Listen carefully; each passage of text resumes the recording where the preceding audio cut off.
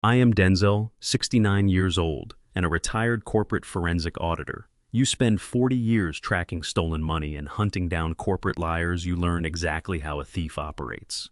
I just never expected to find two of them sitting at my own Easter dinner table eating my food. When my daughter-in-law violently threw a heavy crystal wine glass at my head, shattering it against my skull, my son did not rush to help me. He looked at my bleeding face and called me selfish. I did not scream. I did not throw anything back.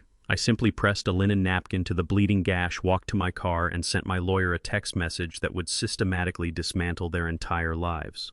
Before I dive into this story, let me know where you are watching from in the comments below. Hit like and subscribe if you believe respect is earned, not owed by blood. Easter Sunday was supposed to be quiet and peaceful. My house sits in a very comfortable, highly sought-after suburb of Chicago.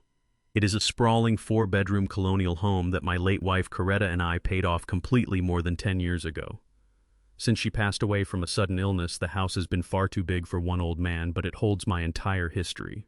I spent the morning preparing a traditional roasted ham dinner, taking my time to set the long mahogany dining table. I specifically brought out the heavy, expensive crystal wine glasses Coretta had purchased for our 25th anniversary.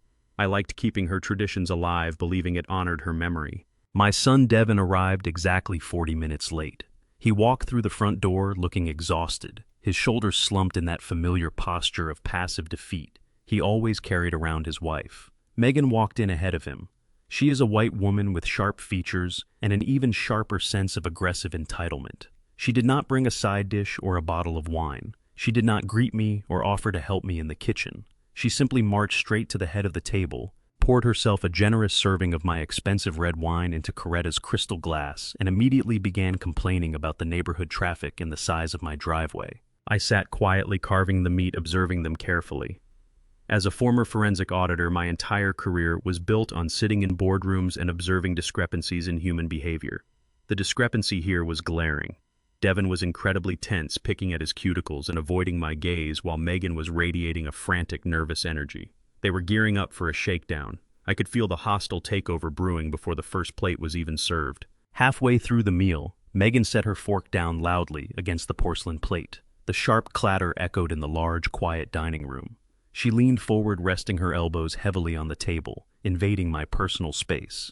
Denzel, she started, not bothering to call me Dad or Mr. Hayes, a boundary of respect she had deliberately crossed years ago. My parents are facing a severe transitional period right now.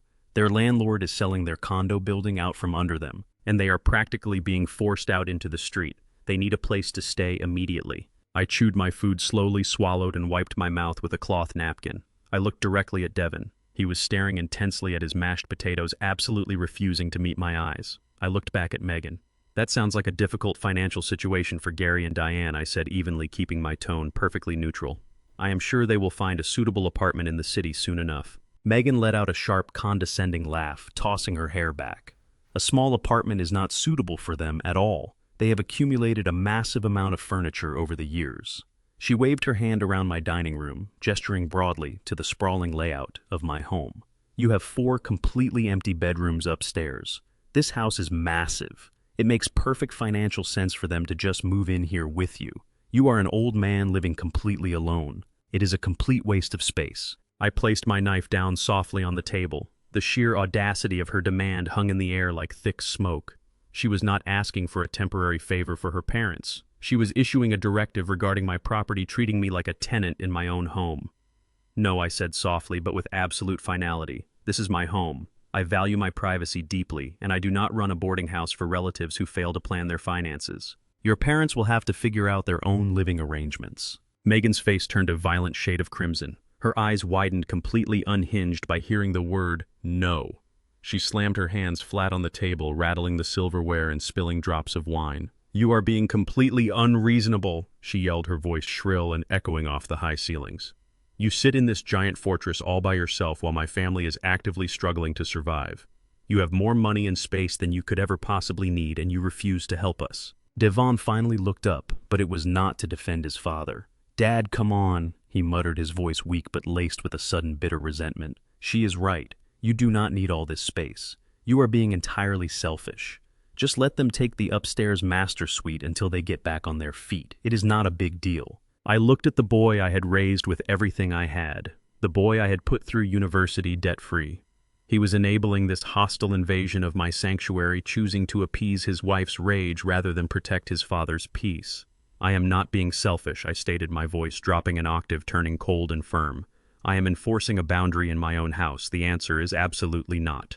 Now finish your dinner in peace or leave my property. Megan did not leave. She grabbed the heavy crystal wine glass, the beautiful piece of glass Coretta loved so much, and hurled it directly across the dining table. It was not a warning toss. It was a fast, vicious, deliberate strike aimed right at my head. I barely had time to blink before the heavy base of the crystal impacted the side of my forehead. It shattered instantly upon impact. The sharp crack was deafening. Dark red wine and warm blood immediately poured down my face, blinding my left eye and soaking the collar of my crisp white shirt. The physical pain was sharp and blinding, but the emotional shock of seeing my son do absolutely nothing was far worse. The dining room fell into an absolute suffocating silence. Pieces of broken crystal lay scattered across the roasted meat and the expensive linen tablecloth. Megan stood there, her chest heaving heavily, staring at the physical damage she had just inflicted on a senior citizen. She did not gasp. She did not apologize. She did not reach for a towel to help stop the bleeding. She just stood there, breathing heavily, drowning in her own toxic, entitled rage. Devin jumped up his chair, scraping loudly against the hardwood floor. But he did not rush to my side to check my wound. He looked at my bleeding face, then looked at his wife, terrified of directing any anger toward her. Dad, he panicked, stepping backward toward the hallway. You brought this on yourself. You just had to push her buttons. You know how stressed she is about her parents. I did not yell. I did not curse or throw a plate in retaliation. As a man who spent decades analyzing fraudulent ledgers and dismantling bankrupt corporations, I learned a long time ago that screaming solves absolutely nothing. Calculated action solves everything. I reached across the table, picked up a clean cloth napkin, and pressed it firmly against the deep gash above my brow to stem the heavy flow of blood. I stood up slowly, adjusting my posture until I was standing at my full height, towering over the ruined dinner table. I walked past them without uttering a single syllable. I ignored Devin's stammering excuses. I grabbed my car keys from the foyer console, stepped out into the cool evening air, and locked my front door securely behind me. I climbed into my vehicle and drove straight to the hospital emergency room. Sitting in the sterile parking lot, feeling the deep throb of my open wound, I pulled out my phone and texted my lawyer, Stephen. Phase 1 is complete. Initiate the freeze. I walked into the emergency room and calmly told the triage nurse I needed to file a police report for aggravated domestic assault. I provided the attending physician and the responding officers with a cold, precise statement. I gave them Megan's full legal name, her physical description, and the exact address where she was currently standing. An hour later, as the doctor was stitching up my forehead, 2 police cruisers were pulling up to my driveway lights, flashing brilliantly in the night, ready to drag my daughter-in-law out of my house in handcuffs while she was still wearing her Sunday best. 2 patrol officers stepped into my small curtained section of the emergency room, just as the doctor snipped the final suture thread above my eyebrow. They looked young, perhaps in their late 20s, and approached with the cautious hesitation typical of domestic disturbance calls involving senior citizens. They probably expected a confused, crying grandfather who would try to protect his family by claiming he fell against a doorframe or tripped over a rug. I did not give them the opportunity to make assumptions. I sat up straight on the examination bed, adjusted my blood-stained collar, and delivered a statement as precise as a corporate audit. I am Denzel Hayes. I stated clearly, handing my driver's license to the lead officer. I am reporting an unprovoked aggravated assault. The assailant is my daughter-in-law, Megan Hayes, a Caucasian female, 32 years of age. She resides at the address I will provide momentarily. Approximately 1 hour ago, during a verbal disagreement regarding my personal real estate, she intentionally threw a heavy crystal wine glass directly at my head from a distance of less than 6 feet. The weapon shattered on impact, causing the severe laceration you see here. The officer stopped exchanging glances and started taking furious notes. One of them asked if there were any witnesses to the attack. I nodded smoothly. My son Devin Hayes was sitting directly across from her. He made no attempt to intervene, stop the assault, or provide medical assistance after the fact. I want to be absolutely clear, officers. I am pressing full felony charges. I want her arrested tonight. I do not want a warning issued, and I do not want a mediator. I want the law enforced to its maximum extent. The lead officer closed his notepad with a sharp snap, nodding respectfully. We are dispatching a unit to the residence right now, Mr. Hayes. I thanked the officers, gathered my coat, and walked out into the brightly lit hospital corridor. The sterile smell of the emergency room faded, replaced by the cool night air as the automatic glass doors slid open. I reached into my pocket to retrieve my phone. The screen was completely illuminated, buzzing like an angry hornet in my palm. I had 24 missed calls. 18 were from Devon. 6 were from an unknown local number, which I deduced was either Megan or the county jail processing center. I ignored the ringing and tapped into my voicemail inbox. I pressed play on the first message as I walked slowly across the concrete parking lot toward my vehicle. Devon's voice blared through the speaker, frantic, high-pitched, and entirely consumed by panic. "Dad, pick up the phone right now. There are 2 police cruisers parked in your driveway. They have Megan in handcuffs on the front lawn. The neighbors are standing on their porches watching everything. You need to call the precinct and tell them it was a massive mistake. Tell them the glass slipped out of her hand. You cannot do this to us over a stupid argument." I deleted the message without a second thought and played the next one. His panic had morphed into vicious gaslighting rage. "Dad, what is wrong with you? She is a school teacher. If she gets a felony domestic violence charge on her record, she loses her career. She loses her pension. You are actively trying to destroy her life because you are too stubborn to help your own family. Just call the cops and drop the charges. You are tearing this family apart over a scratch on your forehead. Call me back immediately." I stopped walking. I listened to his pathetic attempts to shift the blame onto the victim. He honestly believed my physical safety was secondary to his wife's reputation. The phone vibrated in my hand again. Devon was calling for the 25th time. I stopped next to my car door, let the phone ring twice, and then hit the accept button. I held the device to my ear but remained completely silent, letting him speak first. "Dad," Devon shouted, his voice cracking with a mixture of anger and absolute desperation. "Thank God. Listen to me very carefully. I am following the police cruiser to the downtown station right now. You need to call the desk sergeant and tell him you are dropping all charges. You need to tell them you fell and hit your head on the table. If you do not fix this right now, Megan's mother is going to hire a defense attorney and countersue you for filing a false police report. You are blowing this completely out of proportion." I let him finish his frantic, threatening monologue. I felt the cold night wind brush against my stitched forehead, a sharp reminder of the physical violence he had just endorsed. When I finally spoke, my voice was devoid of any parental warmth. It was the voice of a man liquidating a bankrupt asset. "Devon," I said calmly, "your wife committed a violent crime. You sat in your chair and watched my blood hit the floor, and then you called me selfish. You had a choice to make tonight. You chose to protect a woman who treats your father like a disposable wallet. That is your right as her husband. But actions carry permanent consequences. You chose your side. I have chosen mine. Do not call this number again." I did not wait for his response. I pulled the phone away from my ear and tapped the red button, cutting off his frantic protests mid-sentence. I immediately went into my phone settings and permanently blocked his number. The emotional cord was officially severed. I slid into the driver's seat of my car and locked the doors. The quiet interior of the vehicle offered a brief moment of absolute solitude. I needed to settle my emergency room copay before I drove home. The billing department had sent a digital invoice directly to my email to expedite the discharge process. I opened the email, clicked the payment link, and navigated to my primary banking application to authorize the transfer. I typed in my secure password, waiting for the familiar green dashboard displaying my checking and savings balances. The screen loaded, but the numbers did not appear. Instead, a stark, bright red banner slashed across the top of my phone screen. I frowned, adjusting the brightness to read the bold white text warning me of a critical account status. "Your access to these accounts has been temporarily suspended due to an authorized third-party freeze.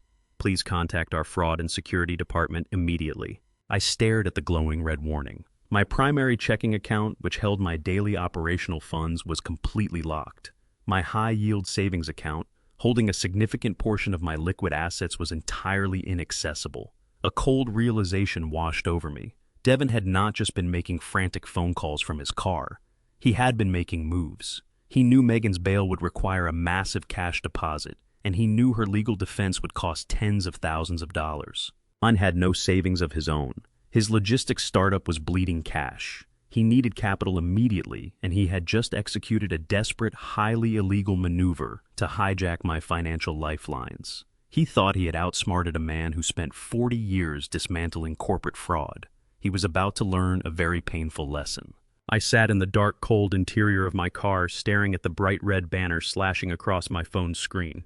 Your access to these accounts has been temporarily suspended due to an authorized third-party freeze. Please contact our fraud and security department immediately. My primary checking account, which held my daily operational funds, was completely locked. My high-yield savings account, holding a significant portion of my liquid assets, was entirely inaccessible. Most people would panic in this situation. They would call the customer service hotline, frantic and screaming, demanding answers from a bewildered overnight representative. But I am a retired forensic auditor. Panic is a useless emotion reserved for those who do not understand how financial systems operate. I took a deep, steady breath and shifted my mindset from a betrayed father to a corporate investigator. Financial institutions do not freeze accounts of this magnitude without a specific, documented trigger. I opened my email and began parsing the automated security alerts from my bank. I scanned the precise timestamp of the freeze. It was initiated at exactly 8:14 in the evening. That was barely 10 minutes after the police arrived at my house to put my daughter-in-law in handcuffs. I logged into my secondary secure server on my phone to access my back-end banking activity logs. The freeze was not triggered by suspicious spending or a compromised debit card. The alert code clearly indicated a change in authorized personnel. Someone had electronically submitted documentation to claim administrative control over my assets. To trigger a total lockdown outside of normal business hours, this person had to bypass the standard customer service protocols and utilize the automated emergency override system reserved for designated caretakers. I leaned back against my leather car seat. The puzzle pieces clicked together with cold mathematical precision. Devin was bleeding cash in his logistics business, and his wife was currently sitting in a holding cell facing a felony domestic assault charge. He needed a massive amount of bail money immediately, and he needed to retain a high-powered defense attorney by morning. He had no capital of his own to finance this disaster. So, my son decided to take my capital. But how did he convince a secure banking system that he had the legal right to lock me out of my own money? I closed my eyes, searching my memory for every legal document I had filed over the last decade. Then the realization hit me. 4 years ago, during the final agonizing months of Coretta's battle with cancer, I was spending days and nights by her hospital bed to ensure our household bills, mortgage, and medical expenses were paid without interruption. I drafted a temporary, highly specific power of attorney document naming Devin as a secondary financial agent. It was a practical measure of trust, a father relying on his only son during a severe family crisis. After Coretta passed away, I formally revoked that document with my lawyer. It was legally dead. But Devin had kept a physical copy. He kept a copy of his dying mother's emergency paperwork, saved it for 4 years in secret, and was now using it as a weapon against his own father. He scanned that defunct piece of paper and uploaded it through the bank's automated emergency portal, claiming I was mentally incapacitated. He expected the bank's automated system to freeze everything pending a manual review the next morning. He thought he could walk into the branch at 9 o'clock, present the old document, claim I was senile from my head injury, and drain my accounts to save his violent wife. I thought he was playing a brilliant game of chess. He forgot he was playing against the man who taught him how to count. He assumed my silence and my grief over the years meant my mind had dulled. He was banking on my emotional vulnerability to delay any reaction until he had already secured the wire transfers. I started the car and drove home. The streets were completely empty, mirroring the absolute quiet inside my house when I unlocked the front door. I walked into my kitchen, turned on the single overhead light, and looked at the digital clock on my microwave. It was 3 o'clock in the morning. I did not care. I pulled out my phone and dialed Steven's private line. He answered on the third ring, his voice sharp and alert despite the early hour. I explained exactly what Devin had done, detailing the specific alert codes and the timeline of the account freeze. Steven remained silent for a moment, processing the sheer audacity of my son's actions. Presenting a revoked power of attorney to a federal banking institution is not a clever family loophole, Steven finally said, his voice completely devoid of sleep. It is a severe form of bank fraud. He is attempting to illegally seize assets by falsifying your mental competence. I poured myself a glass of water, feeling the dull ache of the stitches above my eye. Devin is desperate, I replied coldly. He operates on panic and entitlement. He does not understand federal banking laws, and he certainly does not understand the legal trap he just walked into. We are not going to call the fraud department hotline to fix this quietly, Steven. We are going to let him believe his plan is working perfectly. We are going to let him walk into that branch in the morning and attempt to execute the wire transfer. We formulated a ruthless legal counterattack. We would use Devin's arrogance to completely sever his financial lifeline. We spent the next hour preparing the certified revocation documents and drafting a new legal directive to strike back. By 6 o'clock in the morning, the sun began to rise, casting a pale cold light over my quiet suburban neighborhood. I took a quick shower, carefully avoiding the fresh bandages on my forehead. I dressed in a tailored charcoal suit, polished my shoes, and selected a burgundy tie. I was not dressing for a family dispute or a tearful reconciliation. I was dressing for a corporate execution. I grabbed my briefcase and drove to the downtown branch of my bank. The morning traffic was light, allowing me to arrive precisely at 8:30, a full 30 minutes before the heavy glass doors opened to the general public. Stephen was already there, standing on the sidewalk with a sleek leather briefcase in his hand. He handed me a sealed folder containing the certified notarized documents we had prepared during the night. The bank manager usually arrives early through the side entrance, Stephen noted, adjusting his glasses. I have already sent him a secure email demanding an emergency closed-door meeting the second he steps into his office. We stood shoulder to shoulder in the crisp morning air, two professionals ready to drop a legal bomb on a foolish boy.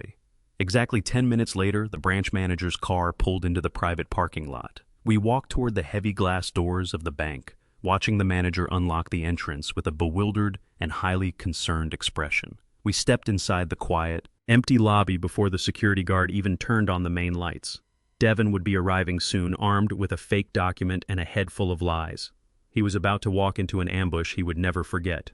Mr. Carlson, the branch manager, nearly dropped his leather briefcase when he turned the corner and saw Stephen and me waiting directly outside his frosted glass office door. The main lobby was still completely silent, bathed in the dim security lighting of early morning. Carlson was a man who preferred automated systems and quiet desk work, completely unprepared for a face-to-face confrontation with a highly irritated former forensic auditor. We did not wait for an invitation. Stephen pushed the heavy glass door open and we stepped into the plush office. I took the seat directly across from his desk, resting my hands on my cane. Carlson scrambled behind his chair, his eyes darting between my bandaged forehead and Stephen's immaculate suit. He immediately began stammering out a rehearsed corporate defense.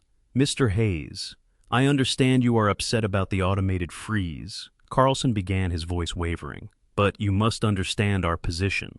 We received a flagged emergency submission last night. Your son provided a legally binding power of attorney document citing a sudden decline in your cognitive health. Our automated system is designed to protect vulnerable seniors from financial exploitation." I stared at him with absolute unyielding silence. I let the weight of his own words hang in the air until he started sweating in his expensive suit. I understood that bank managers are trained to avoid liability at all costs, and I was about to exploit that exact fear. "You are not protecting me from financial exploitation, Carlson." I finally stated, my voice completely flat. "You are actively facilitating it. My son did not present a valid legal document. He presented a piece of paper that lost its legal authority 4 years ago. You bypassed standard verification protocols because he checked a box claiming it was an emergency." Stephen did not give the manager a single second to recover. He unclasped his briefcase, pulled out a thick stack of certified notarized documents with the state seal clearly visible, and dropped them directly onto the center of the mahogany desk. The heavy thud echoed in the quiet office. "Those are the official revocation records," Stephen announced, his tone laced with absolute legal menace. "They were filed, recorded, and certified exactly 48 months ago. The power of attorney your system accepted last night is completely defunct. By uploading that document to hijack my client's assets, Devin Hayes committed federal bank fraud. By honoring a defunct document without a manual legal review, your institution is now complicit in the unauthorized seizure of funds belonging to a perfectly competent senior citizen." Carlson went completely pale. The color drained from his face as his eyes scanned the certified state seals. He knew exactly what this meant. A massive lawsuit was staring him right in the face. He reached for his desk phone with trembling fingers, punching in the extension for his fraud department. "Unfreeze the Hayes accounts immediately," Carlson ordered into the receiver, his voice cracking with panic. "Full restoration of access. Flag the previous submission as fraudulent activity. Lock the external portal." He hung up the phone and looked at me, swallowing hard. "The accounts are fully restored, Mr. Hayes. I offer my most sincere apologies for this catastrophic oversight."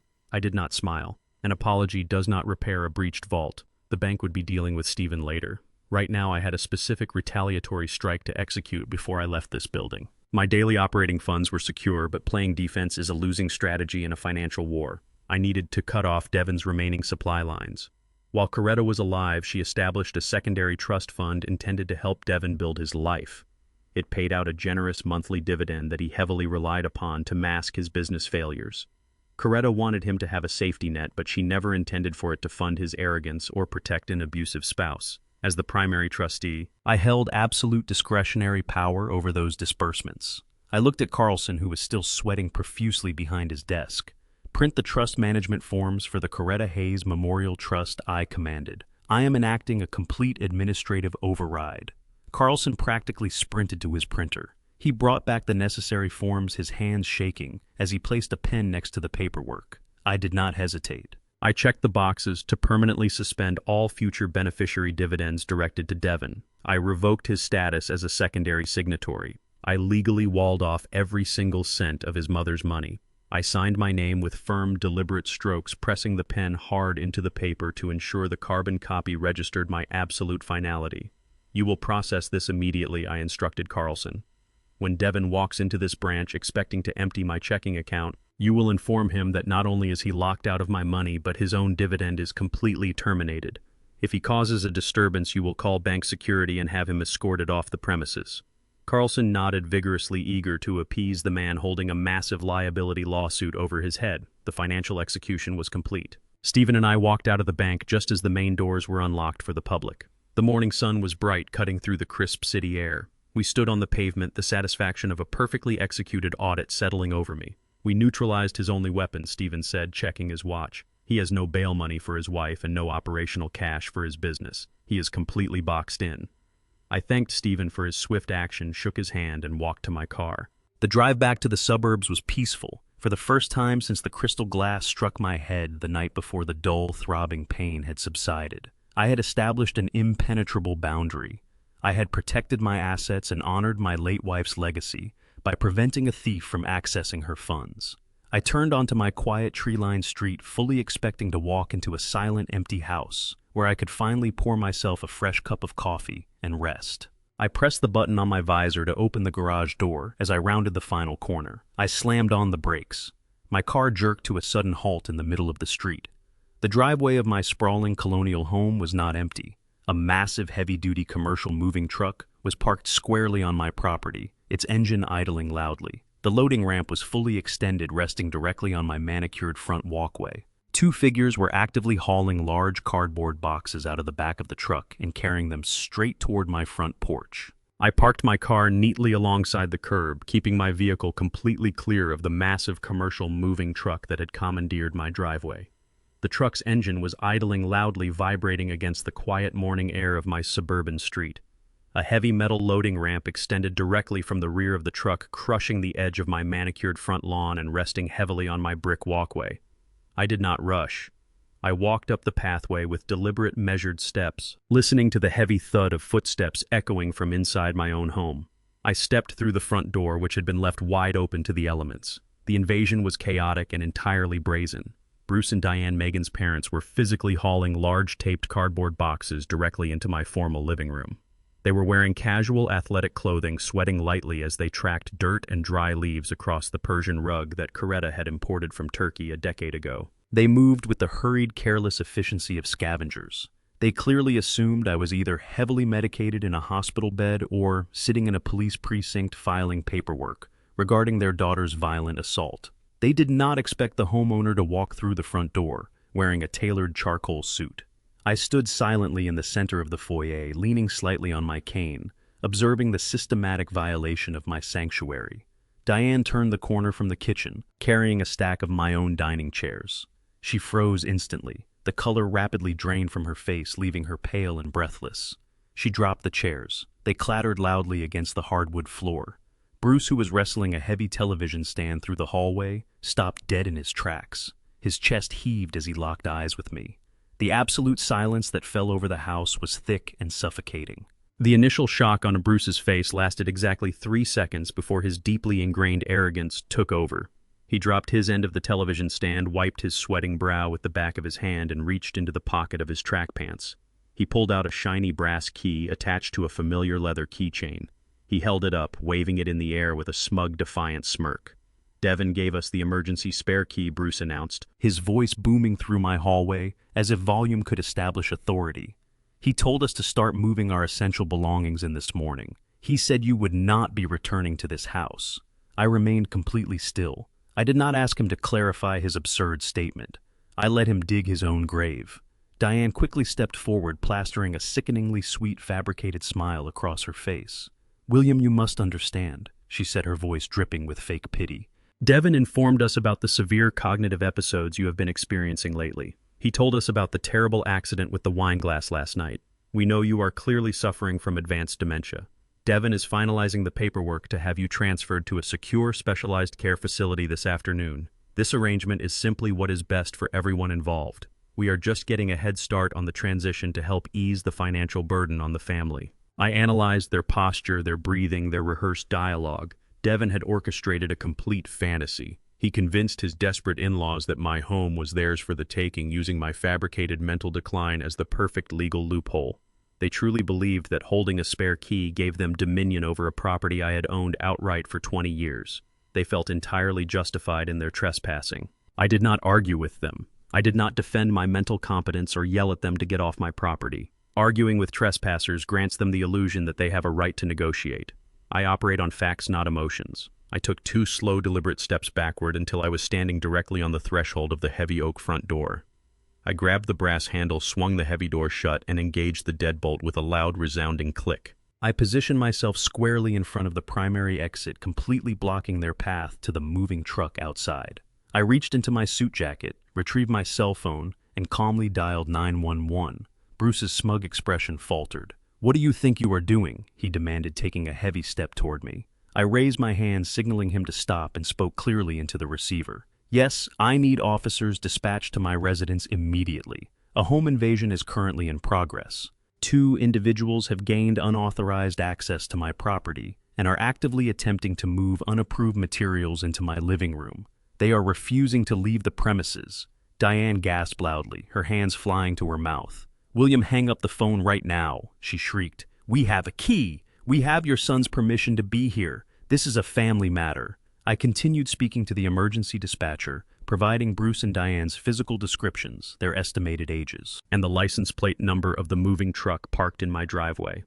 I confirmed that the intruders were becoming agitated and verbally aggressive. I did not raise my voice. I spoke with the precise, chilling detachment of a forensic auditor reporting a gross financial discrepancy. I ended the call and placed the phone back into my pocket, staring blankly at the 2 invaders. The reality of the situation crashed over Bruce and Diane with violent force. The fabricated authority Devin had promised them evaporated instantly. They were not family members executing a smooth real estate transition. In the eyes of the law, they were unauthorized intruders committing felony breaking and entering. Less than 2 minutes later, the sharp, piercing wail of police sirens echoed in the distance, cutting through the quiet suburban morning. The sound grew rapidly louder, approaching my street. Diane panicked completely. She grabbed a cardboard box she had previously set down, her hands shaking so violently that the bottom gave out. Heavy porcelain dishware crashed onto my hardwood floors, shattering into hundreds of jagged pieces. Bruce grabbed her arm, his face twisted in absolute terror. The front door was blocked by me, and the sirens were pulling onto my block. They scrambled toward the rear of the house, kicking their own broken porcelain out of the way, desperate to reach the sliding glass patio doors and flee through the backyard. They were abandoning their truck, their belongings, and whatever dignity they had left. As Bruce wrestled with the heavy locking mechanism on the sliding glass door, his fear boiled over into pure, unadulterated rage. He turned his head, his face purple with fury, and screamed across the kitchen. "You cannot do this to us! Devin owes us this property! We gave your son $200,000 to save his worthless company. He explicitly used this house as collateral for his debt." He yanked the patio door open, dragging Diane out into the morning air, just as the flashing red and blue lights illuminated my living room windows. They fled through the back gate. I stood perfectly still among the shattered porcelain. The final piece of the financial puzzle had just been handed directly to me. Devin had leveraged a house he did not own to secure a dangerous, undocumented loan. The quiet adjustment was over. The financial slaughter was about to begin. The heavy sliding glass door slammed shut, just as 2 uniformed police officers rushed through my front entrance, their hands resting cautiously on their duty belts. I stood perfectly still amidst the shattered porcelain, scattered across my hardwood floor, and calmly pointed toward the back of the house. I informed the officers that the intruders were currently attempting to scale my rear garden fence. The officers sprinted through the kitchen and out the back door. Less than 3 minutes later, they returned escorting Bruce and Diane. The arrogant invaders were now completely terrified, sweating profusely and covered in dirt from their failed escape. Diane was hyperventilating, her face streaked with tears, while Bruce kept his head down, utterly humiliated. The lead officer asked if I wanted to press formal breaking and entering charges. I looked at the pathetic couple standing in my hallway. I told the officer I simply wanted them officially trespassed from my property and given a formal police warning. Filing full felony charges right now would give Devin a reason to hire a defense attorney for them complicating my timeline. A documented police trespass warning served my purpose perfectly, creating an undeniable paper trail of their hostility. I watched from my porch as the officers marched Bruce and Diane to their cruisers, forcing them to abandon their moving truck in my driveway. I walked back inside and locked my front door. The house fell into a deep, echoing silence. I grabbed a broom and began sweeping up the broken dishes. As I swept, Bruce's final desperate scream played on a continuous loop in my mind. Devin owes us this property. We gave your son $200,000 to save his worthless company. He explicitly used this house as collateral for his debt.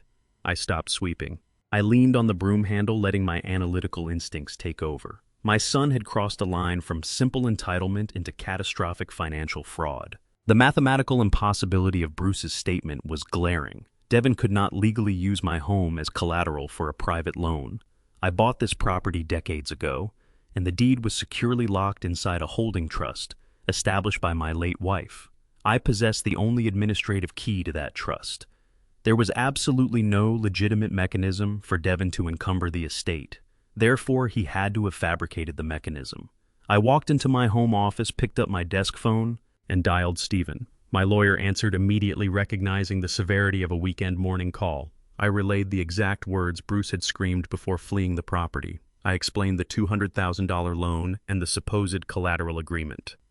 Stephen was stunned into silence for a brief moment. He quickly confirmed what I already knew, stating that any lien against the property would have triggered an automatic alert through his legal software. He assured me the house was safe. I told Stephen I was not worried about the physical house. I was worried about the staggering depth of my son's deception. If Devin was desperate enough to draft fraudulent collateral agreements to pacify his own in-laws, his logistics company was not just struggling, it was actively imploding.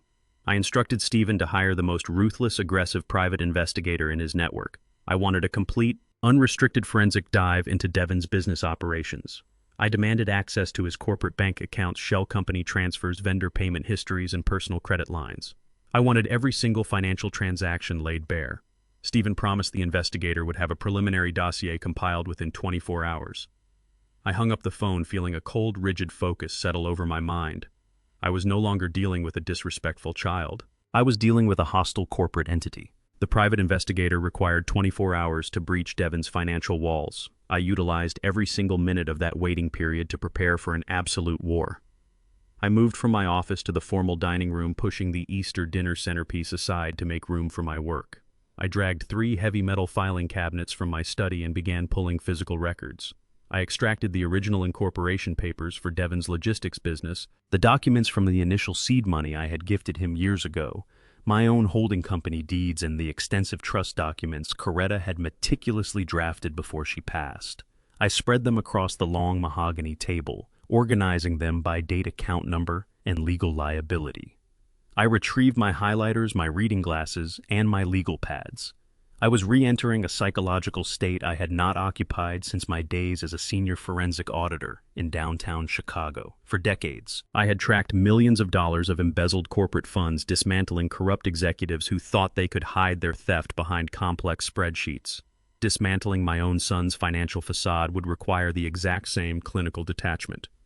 The house remained perfectly silent. My phone did not ring as Devin's number remained permanently blocked.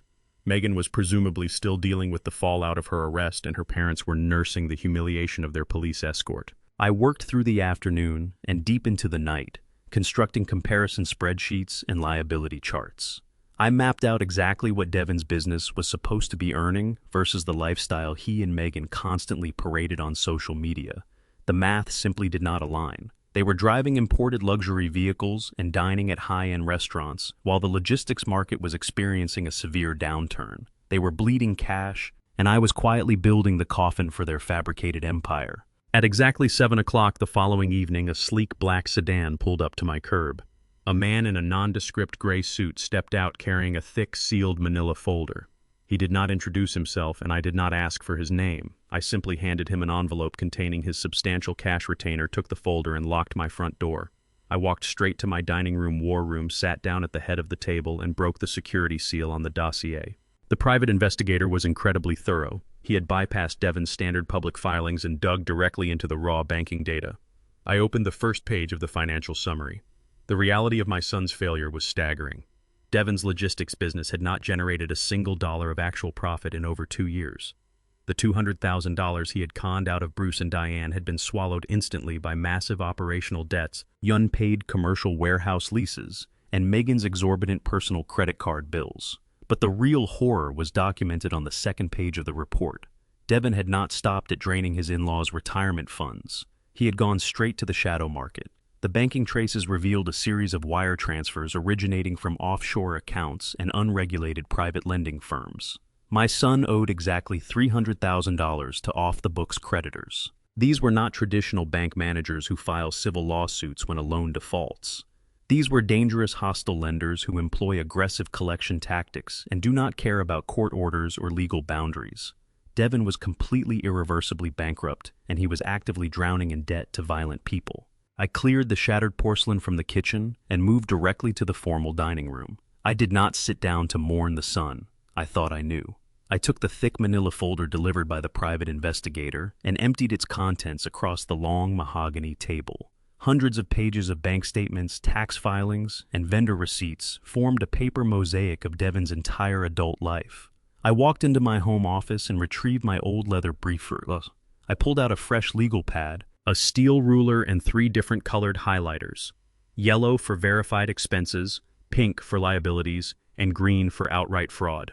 For 40 years, I sat in sterile corporate boardrooms dissecting the lies of desperate executives.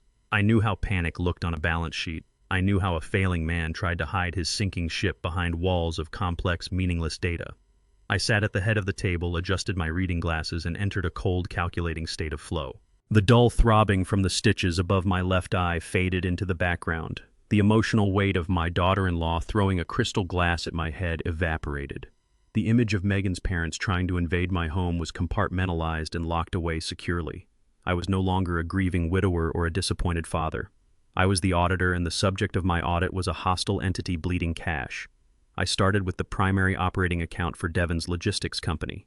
I placed the steel ruler under the first line item and uncapped the green highlighter. Within 10 minutes, the entire first page was glowing with neon ink. The financial architecture of my son's business was a complete disaster. I cross-referenced the payroll accounts against the state labor filings. Devon claimed to employ 45 full-time warehouse workers and drivers. The payroll ledgers showed consistent weekly disbursements to these individuals. But when I matched the employee identification numbers against the federal tax registry, 12 of those individuals simply did not exist. They were phantom employees. Devon was routing ghost payroll checks into secondary holding accounts controlled by Megan. I moved to the operational expenses. The vendor invoices told an even more pathetic story of fabricated success. Devon was writing off massive bloated operational costs. He claimed tens of thousands of dollars in monthly vehicle maintenance for delivery trucks that had not been registered or insured in over 2 years. He was using commercial business credit to lease luxury vehicles for himself and his wife, burying the payments under fraudulent equipment rental codes. He was purchasing first-class plane tickets and booking 5-star hotel suites, categorizing them as vital logistical expansion research. I highlighted line after line of blatant, poorly disguised theft. He was shuffling money from one burning account to another, trying to outrun the inevitable collapse. It was a classic shell game played by a profoundly arrogant man who believed he would never be scrutinized. I remembered sitting at the kitchen counter 15 years ago, patiently teaching Devon how to balance a simple checkbook before he left for college. He had struggled with basic addition, then frustrated by the rigid rules of mathematics. Now he was applying that same sloppy, entitled logic to a multi-million-dollar corporate structure. He believed he could simply manufacture wealth by writing it down. But numbers do not care about ego. The numbers showed a business that had been mathematically dead for 18 months. As I dug deeper into the general ledger, a glaring contradiction emerged. If Devon's logistics company was hemorrhaging this much capital on phantom employees and luxury leases, the corporate accounts should have triggered automatic bank closures over a year ago. The $300,000 he owed to the shadow market lenders accounted for some of the deficit, but the math still fell short. There was a massive gap between his actual revenue and his daily cash burn rate. I shifted my focus to the deposit columns. I traced the incoming capital month by month. Suddenly the pattern broke. I found the anomaly. Every quarter, just as the business accounts neared catastrophic overdraft levels, a massive unexplained cash injection appeared on the ledger. $50,000 in March, $75,000 in June, another $80,000 just before the holiday season. These deposits were not coded as private loans or venture capital investments. They were labeled with a vague generic alphanumeric string meant to bypass standard automated flagging systems. Someone or something was artificially keeping Devon's business on life support. It was a highly sophisticated routing maneuver, something far beyond Devon's limited financial comprehension. He had clearly paid a third-party accountant to set up a blind transfer system. I picked up the pink highlighter and marked the incoming deposits. The amounts were too large and too consistent to be random luck. Devon had found a deep well of cash, and he was siphoning it with desperate mechanical regularity.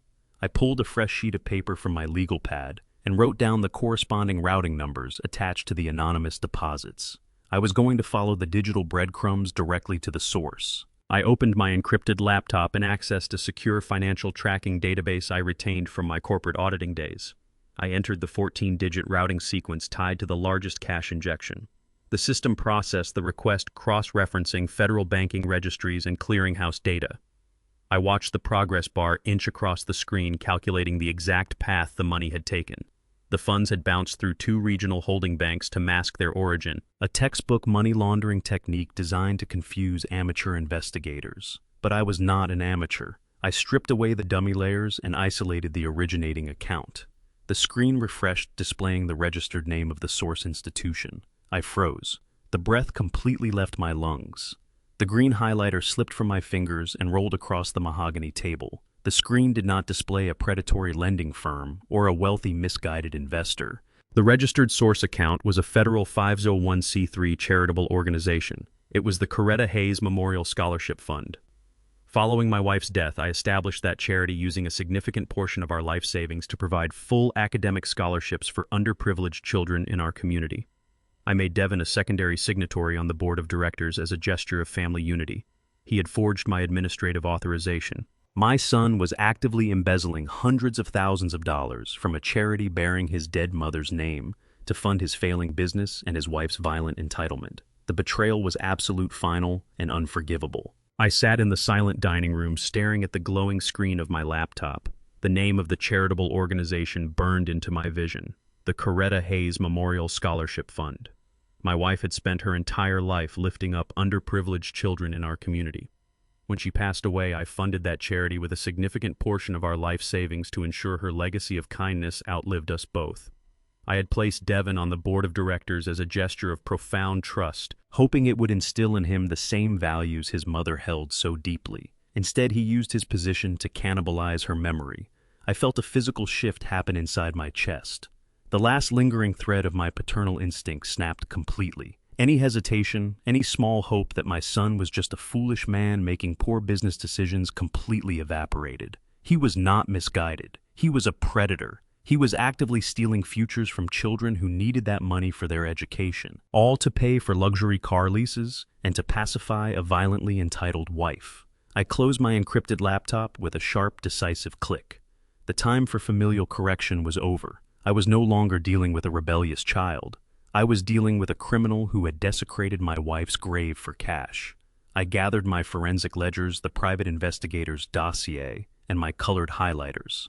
I placed them all neatly into my leather briefcase. I needed absolute, undeniable verification before I pulled the final trigger. At 8 o'clock the next morning, I walked directly into Stephen's downtown office. I did not bother with pleasantries or small talk.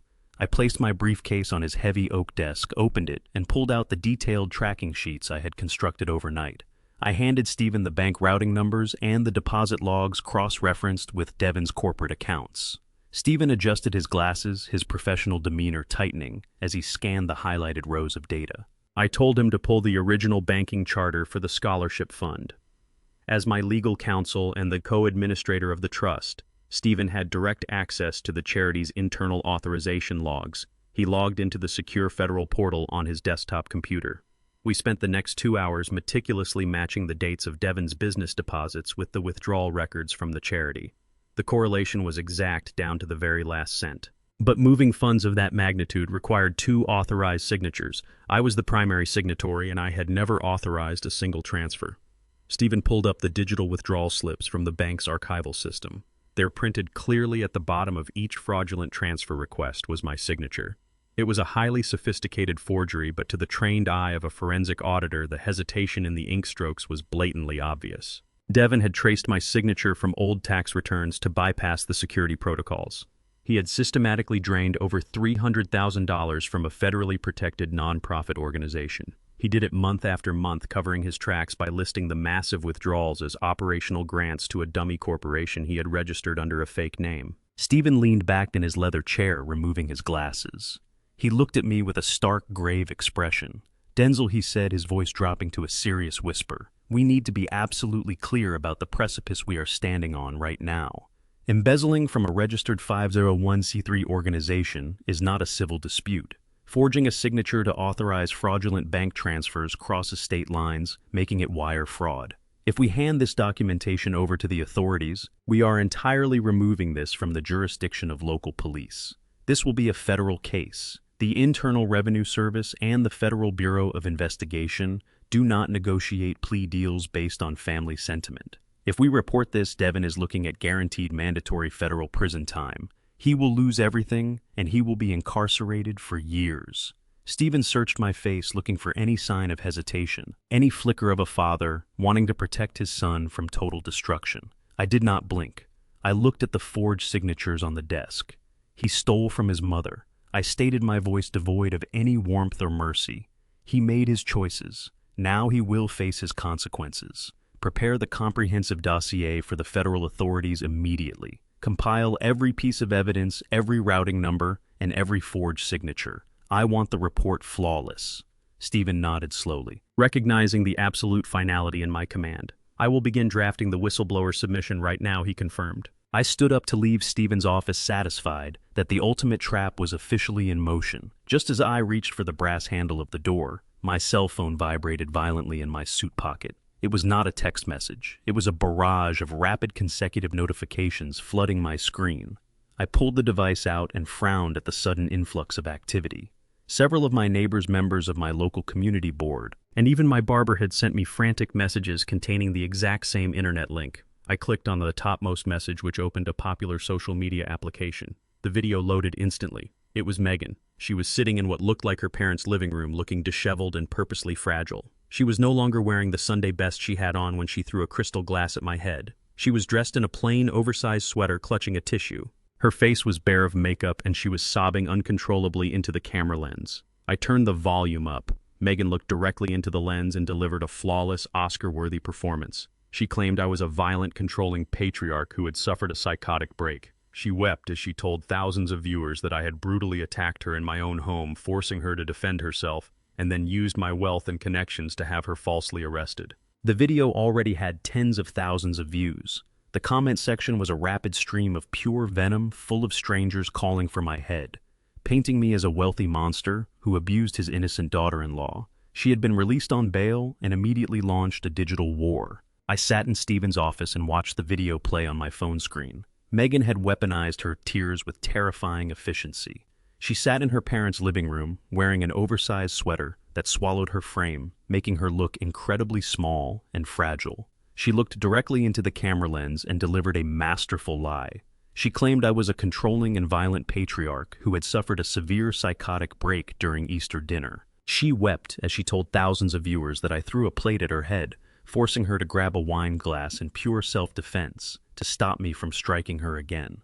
She painted a picture of a wealthy, abusive father-in-law who used his corporate connections to have an innocent school teacher falsely arrested and thrown into a holding cell. The video had already amassed 40,000 views. I scrolled down to the comment section. The local community was tearing me apart. Neighbors I had lived beside for 20 years were leaving hateful messages demanding my immediate arrest. Strangers were sharing the video calling me a monster and organizing a campaign to boycott any business associated with my name. Megan had crafted a digital lynch mob in less than 12 hours. She knew exactly how to play the victim card, relying on the public inherent sympathy for a crying woman to bypass any demand for actual evidence. Stephen reached across the desk and offered to draft a cease and desist order for defamation. I shook my head, locking my phone screen. Responding to a digital mob only feeds their self-righteous fury. Just as the screen went dark, my phone vibrated in my hand. A new text message appeared. I had blocked Devin's primary number the night before, but he was now using a burner application to reach me. The message was short and arrogant and legally damning. Devin wrote that the video was just a small taste of what Megan could do to my reputation. He demanded that I immediately call the district attorney to drop the felony assault charges against his wife. He then added a second, even more audacious condition. He demanded I hand over the spare key to my house so Bruce and Diane could move into the upstairs bedrooms by the end of the week. If I complied with his extortion, he promised he would make Megan delete the video and issue a public apology, blaming her outburst on severe anxiety. Devin was attempting to blackmail a forensic auditor using a digital text trail. I read the message twice, absorbing the absolute stupidity of his tactic. Ha was desperate. The shadow lenders were closing in on his $300,000 debt, and his business was a financial corpse, and his wife was facing years in a state penitentiary. He believed public humiliation would break my resolve. He thought a man who spent 40 years tearing apart corrupt billionaires would crumble because a few suburban neighbors left angry comments on the internet. I was trying to play a high-stakes game of extortion without understanding that he was holding a hand of entirely blank cards. I did not reply to the text message. I took a screenshot of the extortion demand and emailed it directly to Stephen for our growing criminal dossier, and then deleted the burner number from my phone. Stephen asked if we should release the emergency room medical report to the press to prove my injuries were defensive. I declined his offer immediately. Arguing on the internet is a distraction designed for amateurs. I do not fight battles in comment sections, and I do not negotiate with terrorists holding a smartphone. While Megan and Devin were busy manipulating public opinion, I focused entirely on dismantling their physical reality. A viral video cannot pay a commercial lease, and it certainly cannot shield a business from an aggressive landlord. Devin operated his failing logistics company out of a massive warehouse on 4th Street. He had run his trucks out of that facility for 3 years, assuming it was a permanent fixture of his empire. He forgot that the deed to that commercial land did not belong to him. I purchased that specific parcel of real estate through my private holding firm 5 years ago, to help him get his business off the ground. I allowed him to operate on a verbal month-to-month agreement, waiving the exorbitant commercial rent to give him a competitive advantage. He had grown so accustomed to my silent generosity that he genuinely believed he owned the building. It was time to correct that assumption and rip the floorboards out from under his sinking ship. I turned my attention back to Stephen, pushing the emotional noise of the viral video completely out of my mind. I instructed him to pull the commercial property deed for the 4th Street warehouse from my holding company files. Stephen pulled the digital record up on his monitor, confirming that there was no active lease agreement protecting Devin's logistics firm. Because we operated strictly on a month-to-month verbal understanding, I possessed the absolute legal right to terminate his occupancy at my own discretion. I told Stephen to draft a formal, non-negotiable commercial eviction notice. I demanded that Devin vacate the premises and remove all of his logistical equipment and clear his commercial vehicles from my parking lot within 30 days. If he failed to remove his property by the deadline, I would legally seize his remaining assets as abandoned property and liquidate them to cover the years of unpaid commercial rent he owed my holding firm. Stephen typed rapidly, inputting the precise legal codes required to make the document completely bulletproof. He printed the heavy eviction notice on his official law firm letterhead and handed it across the desk for my signature. I signed my name with firm dark ink, sealing the fate of my son's operational headquarters. We did not send the document through the postal service. We hired a licensed process server to ensure the delivery was public and undeniable and legally binding. I packed my briefcase and walked out of the law office into the busy downtown street. Megan could keep her internet fame. I was going to hand-deliver a financial catastrophe directly to my son's front door. I drove my sedans into the cracked asphalt parking lot of the 4th Street commercial district. Devin's logistics warehouse stood at the end of the cul-de-sac. 5 years ago, when I purchased the land and handed him the keys, the facility was immaculate. Now it looked like a derelict salvage yard. Two delivery box trucks were parked haphazardly near the loading dock, their tires visibly deflated and their side panels covered in grime. I stepped out of my car, adjusting my suit jacket, and walked through the heavy glass front doors. The reception area was completely chaotic. Stacks of unopened mail and past due notices littered the front desk. The receptionist was nowhere to be found. Through the interior windows, I could see the main warehouse floor. The atmosphere was incredibly tense. Employees were standing around in small clusters, whispering and looking nervously at their phones. They knew the ship was sinking. A business that misses payroll leaves a distinct stench of panic in the air, and this building reeked of it. Pallets of unshipped goods sat abandoned near the freight elevator. I bypassed the empty front desk and walked directly onto the warehouse floor. The loud echo of my hard-soled shoes against the concrete caught the attention of several workers. They parted like the Red Sea, recognizing me as the silent owner of the property. I did not smile at them. I kept my eyes locked on the glass-enclosed manager's office, elevated at the back of the facility. Devin was inside, frantically pacing back and forth, while yelling into his cell phone. He looked utterly exhausted, trapped in a cage of his own making. I climbed the metal staircase leading to his office. I did not bother knocking. I opened the door and stepped inside. Devin froze mid-sentence, dropping his phone to his side. The sudden appearance of his father wearing a tailored suit and carrying a leather briefcase completely derailed his train of thought. He assumed I was there to negotiate. He assumed the viral video Megan posted had successfully broken my spirit and forced me, forcing a weary, manipulative smile. I knew you would come to your senses. Let us go into the conference room and sort out this entire mess before the police get involved again. I did not move toward the conference room. I opened my briefcase, extracted the heavy legal document printed on Stephen's official law firm letterhead, and handed it directly to him. Devin took the paper, his eyes scanning the bold legal print. The fake smile vanished, instantly replaced by a deep, flushed red anger. "You are serving me with a commercial eviction notice," he shouted, his voice cracking loud enough to carry through the open office door and echo across the entire warehouse floor below. "You are kicking your own son out of his business headquarters over a family disagreement. You are a vindictive, hateful old man." The warehouse workers below stopped what they were doing and looked up at the glass office. Devin saw his audience and immediately leaned into the performance. He threw his arms wide, playing the ultimate victim for his staff. "Look at him," Devin yelled to the room. "My own father is trying to ruin my livelihood because he refuses to help his family in a crisis. He wants to see me fail." I did not raise my voice. I did not need to shout to establish absolute authority. I stepped forward and spoke with a cold, carrying resonance that cut perfectly through his hysterical performance. "I am not ruining your livelihood, Devin," I stated clearly, ensuring every single employee on the warehouse floor heard my words. "You ruined it yourself through gross financial incompetence. I own this building. For 3 years, you have operated on this property without paying a single dollar in commercial rent. I subsidized your overhead to give you a competitive advantage, and you squandered it on luxury car leases and personal vacations." Devin's jaw dropped. The employees below began murmuring to each other, the reality of their boss's fraud setting in. "Do not lie to your staff," I continued relentlessly. "You are not facing eviction over a family disagreement.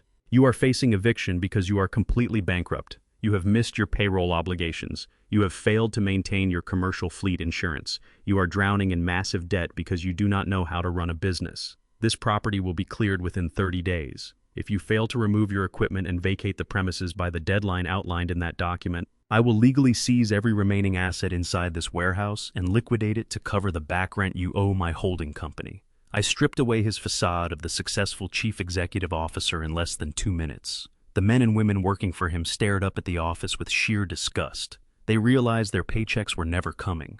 Devin stood paralyzed, clutching the eviction notice, his authority entirely dismantled. He had nothing left to say. I did not wait for a response. I turned my back on my son, walked out of the glass office, and descended the metal staircase. The workers parted for me again, this time with a distinct mixture of shock and fearful respect. They were already pulling out their phones, likely preparing to update their resumes or call the labor board. I walked across the concrete floor, heading straight for the front reception area. I felt the profound satisfaction of neutralizing a toxic liability. I pushed open the heavy glass doors to exit the building, stepping out into the bright afternoon sunlight. Just as I crossed the threshold, a large black sport utility vehicle aggressively pulled into the parking lot, tires screeching against the pavement. It parked illegally across 2 handicapped spaces. The doors opened simultaneously. Two imposing men wearing tailored dark suits and thick sunglasses stepped out. They did not look like vendors or corporate investors. They carried themselves with the heavy, blunt force of off-the-books enforcers. They walked directly past me toward the warehouse entrance, their eyes locked intensely on the building. The private shadow market lenders had arrived. In the world of illegal finance, news of a massive commercial eviction travels faster than a wire transfer. They knew Devin was losing his base of operations, which meant he was a massive flight risk for their $300,000. I kept walking toward my car without breaking my stride. I unlocked my door and slid into the driver's seat. I started the engine and checked my rear-view mirror. The two men were already inside the lobby, marching straight toward the warehouse floor. Devin was no longer dealing with a disappointed father and a legal document. He was dealing with the brutal reality of the street. I drove away from the warehouse, watching the two enforcers enter the building through my rear-view mirror. I did not feel an ounce of pity. I returned to my quiet suburban home, locked the deadbolt, and poured a cup of black coffee. At precisely 8 o'clock that evening, my private investigator sent an encrypted audio file to my secure email server. He had parked a discreet surveillance van across the street from the luxury townhome Devin and Megan currently rented. I used a directional parabolic microphone to capture the audio bleeding through their open patio door. I put on my headphones and pressed play. The facade of their perfect suburban marriage had completely disintegrated. The recording captured a vicious, high-volume screaming match. Megan's voice was shrill, completely devoid of the calculated sweetness she used in public. The sound of shattering porcelain echoed through the recording as she hurled something against the wall. She shrieked about losing her teaching job due to the felony assault charge and blamed Devin entirely for failing to secure my house for her parents. She demanded to know who the two men in dark suits were and why they had followed Devin home from the warehouse. Devin roared back at her, his voice cracking under the crushing weight of absolute financial terror. He screamed that he had just been served a commercial eviction notice in front of his entire staff and that his business was officially dead. He explicitly stated that the two men were shadow market collectors demanding immediate repayment of $300,000. They were tearing each other apart. The pressure of impending ruin stripped away their arrogance, exposing nothing but raw, selfish panic. I listened to the audio twice, noting the exact details of the threats the lenders had made. Devin was out of time and his wife was offering him zero support. The audio recording captured the exact moment Megan realized she had no safety net left. I listened as she put her cell phone on speaker, frantically dialing her parents. Bruce answered on the second ring. Megan demanded that he wire them emergency funds to hold off the private lenders and hire a high-powered defense attorney for her criminal case. Bruce did not offer a comforting paternal response. His voice trembled with genuine fear. He flatly refused to send a single dollar. He informed his daughter that the local police had placed a permanent trespass order on him and Diane, warning them that any further contact with me or my property would result in immediate felony stalking charges. The local precinct had formally registered their license plates and their home address. Bruce had realized the severe legal jeopardy they were in. Hai explicitly told Megan that they were terrified of my legal team and absolutely refused to entangle their retirement funds with off-the-books loan sharks.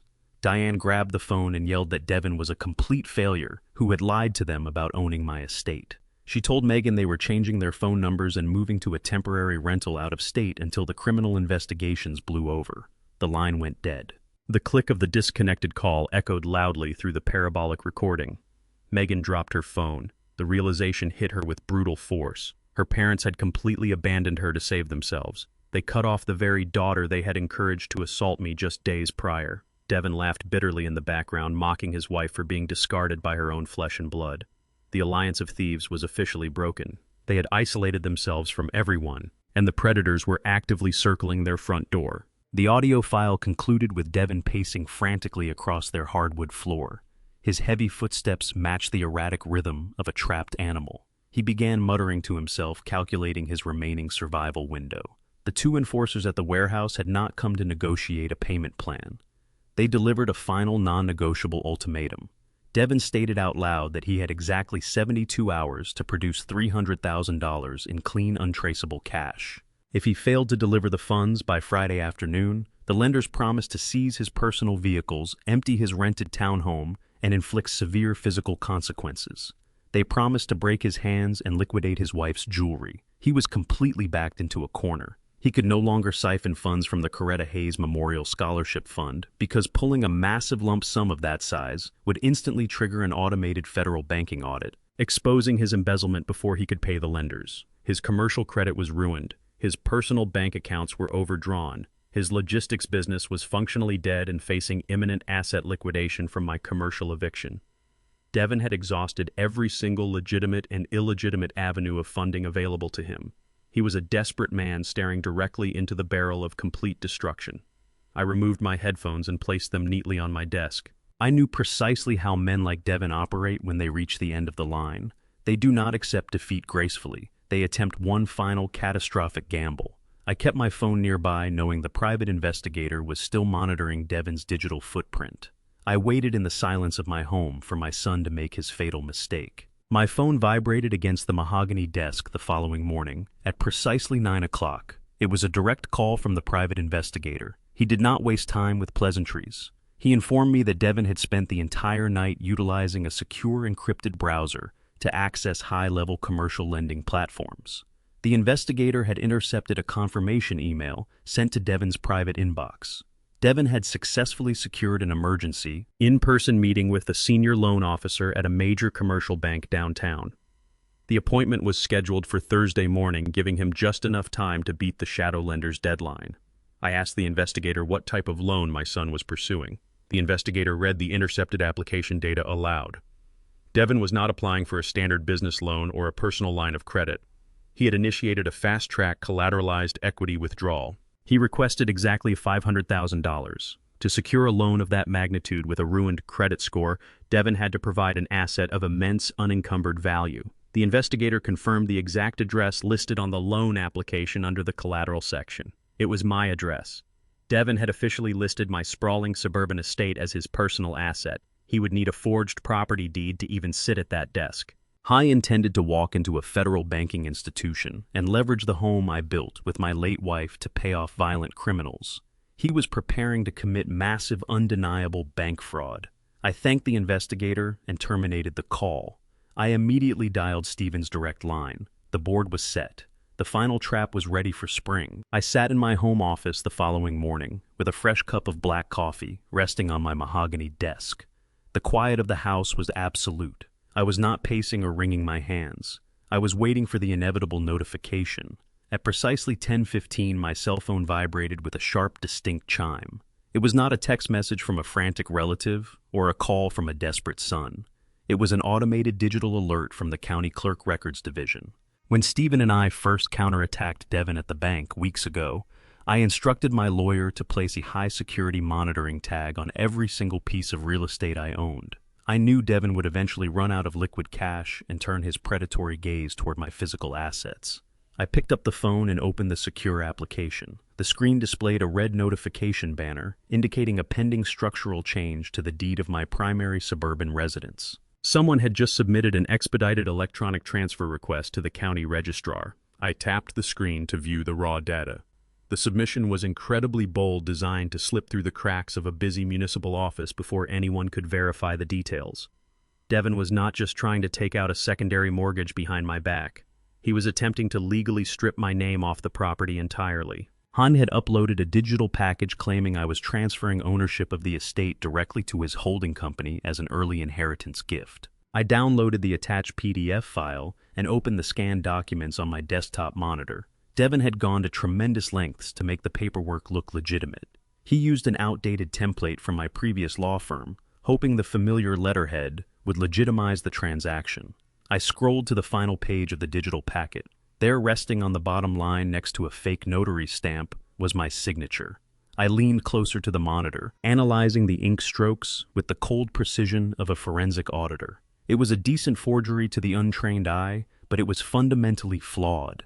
The loop on the capital D was too wide, and the pressure applied to the final letter lacked my usual sharp, abrupt finish. Devin had clearly traced this signature from the old power of attorney document he tried to use at the bank. He had found a corrupt off-the-books notary willing to stamp the fraudulent transfer for a cut of the loan money. My son was actively constructing a paper trail of pure fiction. He intended to walk into his commercial bank appointment on Thursday morning and present this fake deed as absolute proof that he possessed $500,000 in unencumbered equity. He honestly believed he was smarter than the banking system, smarter than the county clerk, and infinitely smarter than the father who raised him. I did not feel a trace of anger looking at the forged document. Anger implies a loss of control. I felt the absolute chilling clarity of a man watching a criminal secure his own prison sentence. I picked up my phone and dialed Stephen. My lawyer answered on the first ring. I could hear the rapid clicking of his keyboard in the background. He had received the same automated alert from the county clerk. Denzel Stevens said, his voice tight with professional panic. I am looking at the fraudulent transfer right now. Devin is actively trying to steal your home. We need to act immediately. I am drafting an emergency injunction to block the county registrar from processing this deed. We have to call the local police precinct right now and send a patrol car to his townhouse. If we report the forged notary stamp, they can arrest him for identity theft before he even makes it to his bank appointment tomorrow morning. Stephen was a brilliant attorney, but his instincts were inherently defensive. He wanted to shield my assets and mitigate the damage. I listened to his frantic typing, letting him outline a perfectly reasonable, entirely inadequate legal strategy. I took a slow sip of my coffee, feeling the warm liquid ground my thoughts. Stop typing, Stephen, I commanded, my voice dropping to a low, authoritative register. Do not file an injunction with the county. Do not call the local police precinct. Do not do a single thing that might alert my son that we are watching him. Stephen stopped typing. The silence on the line was thick with confusion. Denzel, he argued cautiously, if he gets that loan approved using a fake deed, untangling the liability will take months of litigation. We have the proof to stop him today. I looked out my window at the quiet suburban street, the exact property my son was trying to steal to save his own skin. If we call the local police right now, I explained coldly, Devin gets arrested for a clumsy forgery and attempted identity theft. He will hire a sleazy defense attorney, claim he made an administrative error, and walk away with a misdemeanor charge or a suspended sentence. He will be back on the street in a week looking for another way to bleed someone dry. I am not interested in giving him a warning. I want him permanently removed from society. Stephen exhaled slowly, the realization of my strategy dawning on him. I instructed my lawyer to let the fake deed sit in the county queue. Let Devin believe his fraudulent paper trail was completely secure. Tomorrow morning, Devin was going to walk into a federally insured commercial bank. I was going to sit across from a licensed loan officer and present a forged deed to secure $500,000. The moment his pen touches that final contract, the crime elevates. It is no longer a local property dispute. It becomes aggravated bank fraud and federal wire fraud. Let him sign the bank documents first, I stated with absolute finality. Local police is a misdemeanor. Bank fraud is federal. We are going to let him lock his own cage. I hung up the phone and opened a new file on my computer. I needed to ensure the authorities waiting at the bank tomorrow morning had the complete, undeniable picture of my son's criminal empire. I spent the remainder of the evening constructing a digital execution. I did not rely on standard police reporting forms. I built a comprehensive prosecutorial roadmap designed to hand federal investigators a closed case on a silver platter. I created a master directory on my encrypted drive. In the first folder, I deposited the complete forensic audit of the Coretta Hayes Memorial Scholarship Fund. This included the forged signature authorizations, the routed transfer numbers, and the corresponding deposit logs hitting Devin's dummy corporate accounts. In the second folder, I compiled the undeniable proof of his tax evasion. By illegally siphoning over $300,000 from a tax-exempt charity to fund his lifestyle and mask his business debts, Devin had committed massive federal tax fraud. He had never reported a single cent of that stolen money as taxable income. In the third and final folder, I placed the county alert data containing the fraudulent property deed he had just filed. I attached the certified trust documents proving my absolute ownership of the estate, highlighting the fake notary stamp he had purchased to legitimize the theft. I merged these three folders into a single, highly compressed archival file. This was not a collection of random suspicions. It was a mathematical guillotine. Devin had intertwined three distinct federal crimes into one massive, inescapable liability. He thought he was playing a localized game of survival against angry private lenders and a stubborn father. He did not comprehend that by forging that property deed to secure commercial funding, he had crossed a threshold that triggers catastrophic government intervention. I reviewed every spreadsheet and every digital receipt one last time to ensure absolute perfection. As a former corporate forensic auditor, I did not need to submit this file through a generic online tip portal and wait for a low-level analyst to review it. I had spent 40 years building a network of highly capable federal counterparts. I opened a secure communication channel and drafted a direct, highly classified email to a senior field agent I knew personally within the Internal Revenue Service Criminal Investigation Division. I copied a supervising agent at the Federal Bureau of Investigation White-Collar Crime Unit on the exact same thread. I kept the subject line completely devoid of emotion. I titled it Urgent Whistleblower Submission Aggravated Bank Fraud, Charity Embezzlement, and Tax Evasion in Progress. In the body of the email, I provided a concise executive summary of Devon's actions. I detailed his impending appointment at the downtown commercial bank scheduled for the following morning. I explicitly stated that the suspect was actively preparing to utilize a forged property deed to secure $500,000 in fraudulent commercial funding. I attached the encrypted master file containing every piece of evidence I had spent the last week gathering. I concluded the message by stating that I was the primary victim of the identity theft and the sole administrator of the defrauded charity, and I was fully prepared to testify in federal court. I pressed send. The digital packet flew across the encrypted server, carrying the complete destruction of my son's life directly into the hands of federal prosecutors. There was no retracting the submission. There was no pausing the investigation for a tearful family reconciliation. The machinery of the federal government had just been activated, and it does not stop until the target is completely neutralized. The sun rose the next morning, casting long shadows across my quiet suburban neighborhood. I woke up at exactly 6 o'clock, maintaining my usual disciplined routine. I brewed a pot of dark roast coffee, dressed in a comfortable but sharp button-down shirt, and sat at my kitchen island. The house was incredibly still. Megan's parents were gone. Devon was entirely isolated in his rented townhouse, likely sweating through his suit as he gathered his fraudulent paperwork for the bank. Megan was likely pacing their living room, hoping this massive illegal loan would save them from the violent shadow lenders and fund her criminal defense attorney. I did not feel a single ounce of anxiety for them. I felt the deep, resonant calm of a man who had successfully secured his borders. I placed my cell phone squarely in the center of the marble countertop and watched the digital clock tick forward. 7 o'clock, 8 o'clock. Devon's commercial loan appointment was scheduled for exactly 10 o'clock. He would be driving downtown right now, practicing his confident executive smile in the rearview mirror. He would be reviewing his lies, convincing himself that he had outsmarted everyone. He believed the fake notary stamp on the property deed was his golden ticket. He had absolutely no idea that his father had handed his entire financial history to the most aggressive investigative agencies in the country. I took a slow sip of my coffee, savoring the rich, bitter taste. The early morning news played softly on the television in the background, providing a mundane soundtrack to the incoming devastation. I did not pace the floor. I simply watched the numbers on my phone change, counting down the minutes to his absolute ruin. At exactly 9:15, my cell phone vibrated against the marble counter. The caller identification displayed a restricted federal number. I answered on the second ring, my voice steady and professional. Denzel Hayes speaking. The voice on the other end belonged to Special Agent Marcus Thorne of the FBI White-Collar Division, a man I had collaborated with on a massive corporate embezzlement case a decade ago. Denzel the agent said, his tone crisp and entirely devoid of pleasantries. My team and the IRS Criminal Division have spent the entire night reviewing the encrypted dossier you submitted. Your forensic accounting is flawless. The charity embezzlement and the tax evasion alone are enough to secure an immediate federal indictment. I listened quietly, acknowledging the confirmation of my hard work. Has the bank been notified of the impending fraud? I asked. Agent Thorne let out a low, humorless chuckle. We contacted the bank's regional security director 30 minutes ago, he confirmed. The loan officer assigned to your son's appointment has been fully briefed on the situation. She has been instructed to proceed with the meeting exactly as scheduled to avoid raising any suspicion. We want him to physically sign the commercial loan documents and formally present the forged property deed. The moment his pen leaves the paper, the crime of aggravated bank fraud is officially cemented. The agent paused, the weight of the impending operation hanging heavy on the line. We have 2 unmarked tactical vehicles positioned outside the bank right now. Agent Thorne continued, his voice dropping into a hardened operational cadence. We are mobilizing a full plainclothes sting operation on the financial floor in exactly 45 minutes.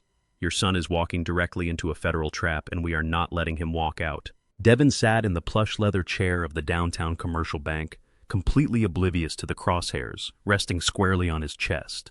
Through the large floor-to-ceiling glass windows of the senior loan officer suite, I could see his posture perfectly. He was leaning forward, projecting the false confidence of a successful executive. He wore a sharp navy suit, probably dry-cleaned, using the last remaining limit on his wife's credit cards. He was sweating slightly. wiping his palms on his trousers, but a smug, arrogant smile was plastered across his face. Across the polished mahogany desk sat a senior banking official reviewing the thick stack of paperwork Devon had just submitted.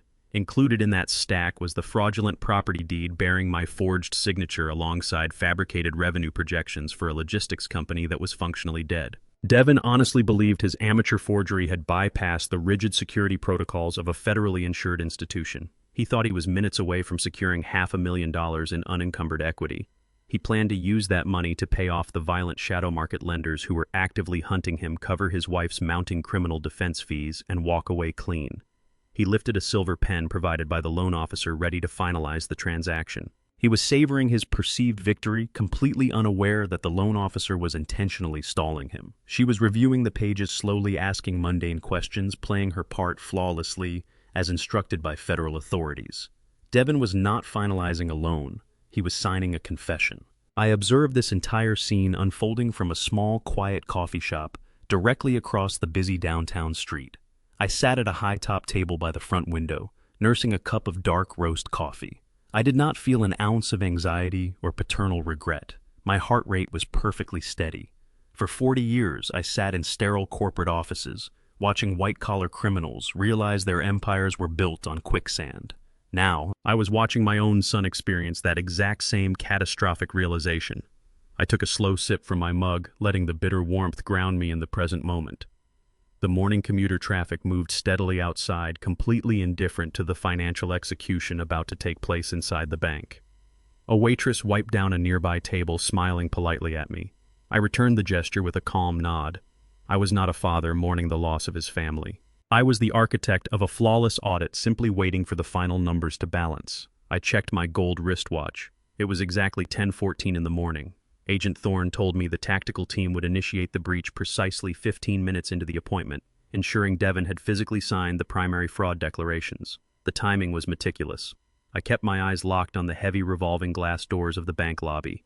Two unmarked, dark gray tactical vehicles were idling silently in the alleyway adjacent to the bank, blending in perfectly with the urban environment. The trap was fully set, and the prey was comfortably seated right in the center of it.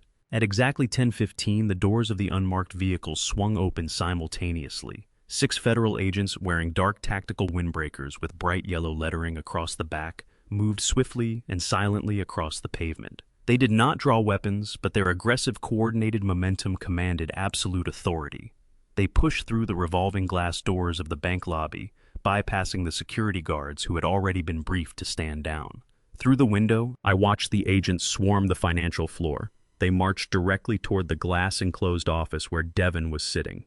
Devon had just pressed the silver pen to the final signature line of the commercial loan agreement. He never finished writing his fake name.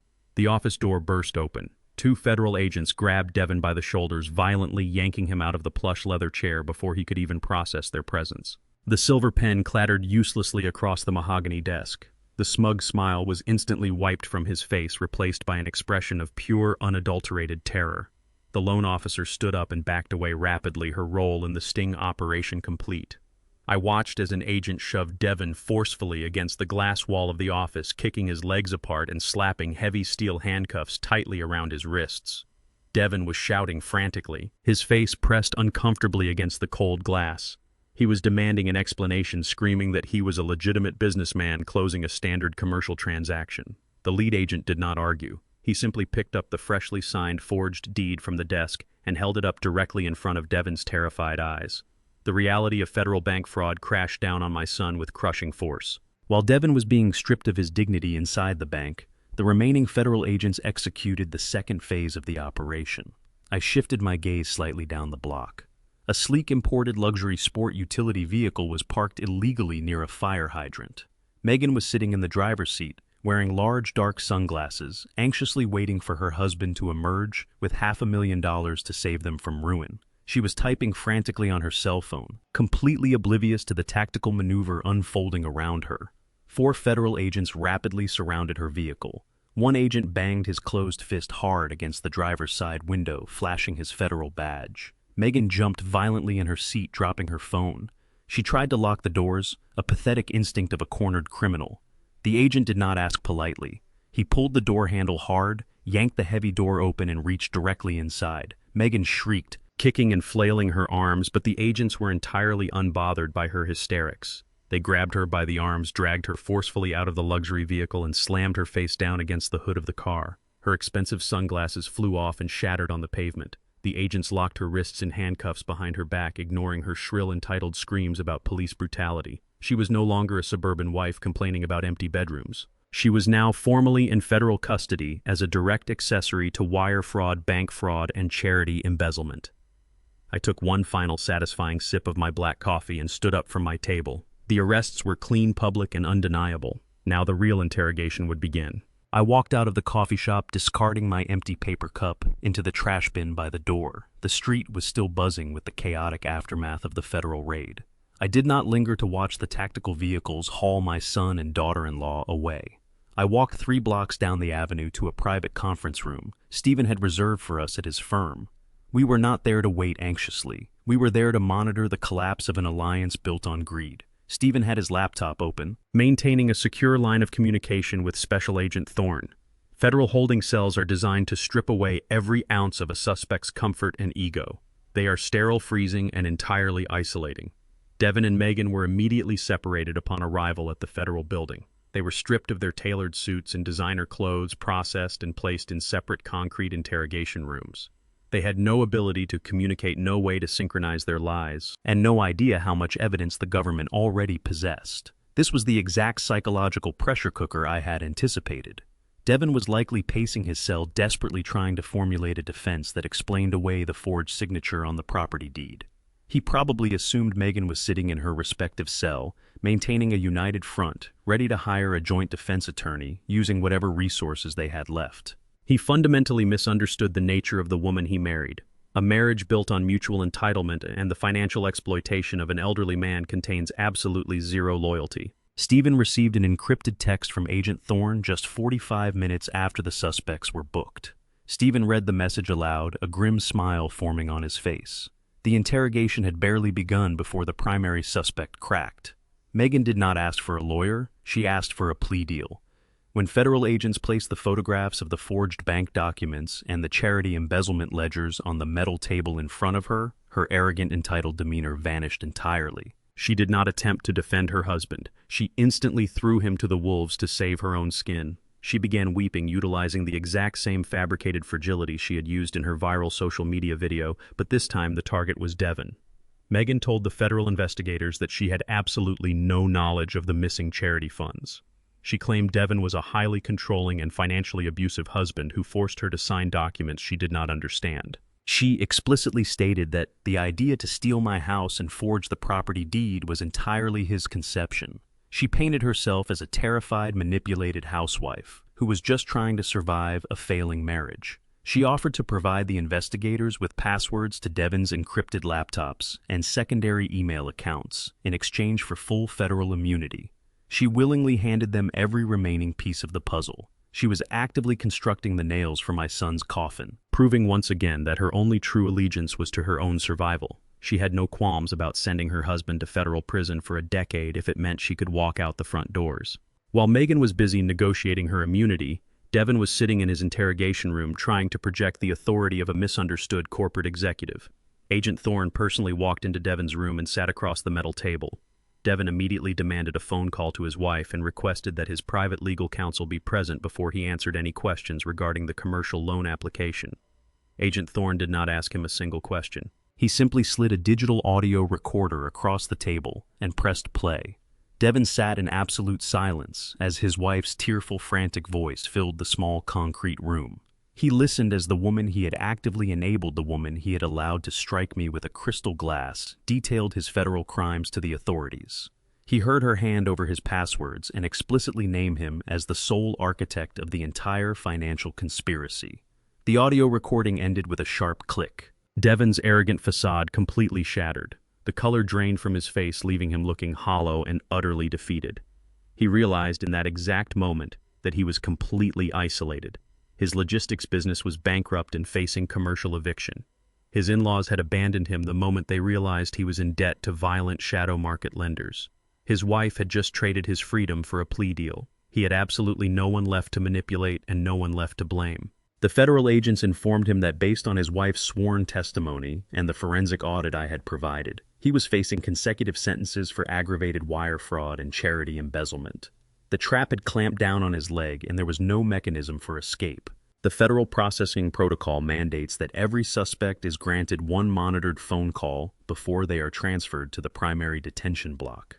Devin was escorted to the holding area phone bank. He had no funds to hire a premium defense attorney, and calling his in-laws was useless since they had blocked his number and fled the city. He was staring down the barrel of a decade in federal prison surrounded by hardened criminals, completely stripped of his suburban comforts. I was drowning, and his survival instinct defaulted to the only safety net he had ever known. He defaulted to the father he had spent the last month trying to destroy. I was sitting quietly in Stephen's conference room reviewing the preliminary indictment filings on a tablet. The silence in the room was broken by the sharp, sudden vibration of my cell phone resting on the glass table. I looked down at the screen. The caller identification did not display a saved contact name. It displayed a generic automated 10-digit number originating from the United States Federal Detention Center in downtown Chicago. Stephen looked up from his paperwork, his eyes locking onto the glowing screen. We both knew exactly who was on the other end of that line. My son was using his one permitted phone call from federal custody. He was not calling a bail bondsman. He was calling me. I watched the screen pulse with incoming light, preparing myself to deliver the final, irreversible consequence to the boy I had raised. The automated voice of the federal penal system echoed through the speaker of my cell phone. It announced a collect call originating from a federal inmate at the downtown Chicago Detention Center. I sat perfectly still in the leather chair of Stephen's conference room and pressed the button to accept the charges. I did not offer a greeting. I simply held the device to my ear and waited. The line clicked open, and the immediate sound of frantic, hysterical sobbing filled the quiet room. It was Devin, the arrogant logistics executive who had confidently forged my signature on a $500,000 property deed just a few hours ago, was completely gone. In his place was a terrified, broken boy, hyperventilating into a heavy plastic jailhouse receiver. He could barely form a coherent sentence between his violent gasps for air. "Dad, you have to help me!" Devin wailed, his voice echoing off the concrete walls of his holding area. "They took everything. They stripped me. And they locked me in a cage. You have to call the federal prosecutor right now. Tell them it was all a massive misunderstanding. Tell them you authorized the charity transfers as a business loan to help me through a rough quarter. You can fix this. You know how to talk to these people. You have to wire the bail money today before they transfer me to the maximum security block." He was pleading for his life, desperate for the same paternal safety net he had taken for granted his entire existence. He honestly believed I was still the blind, grieving widower who would sacrifice his own financial security to shield his son from the consequences of his own incompetence.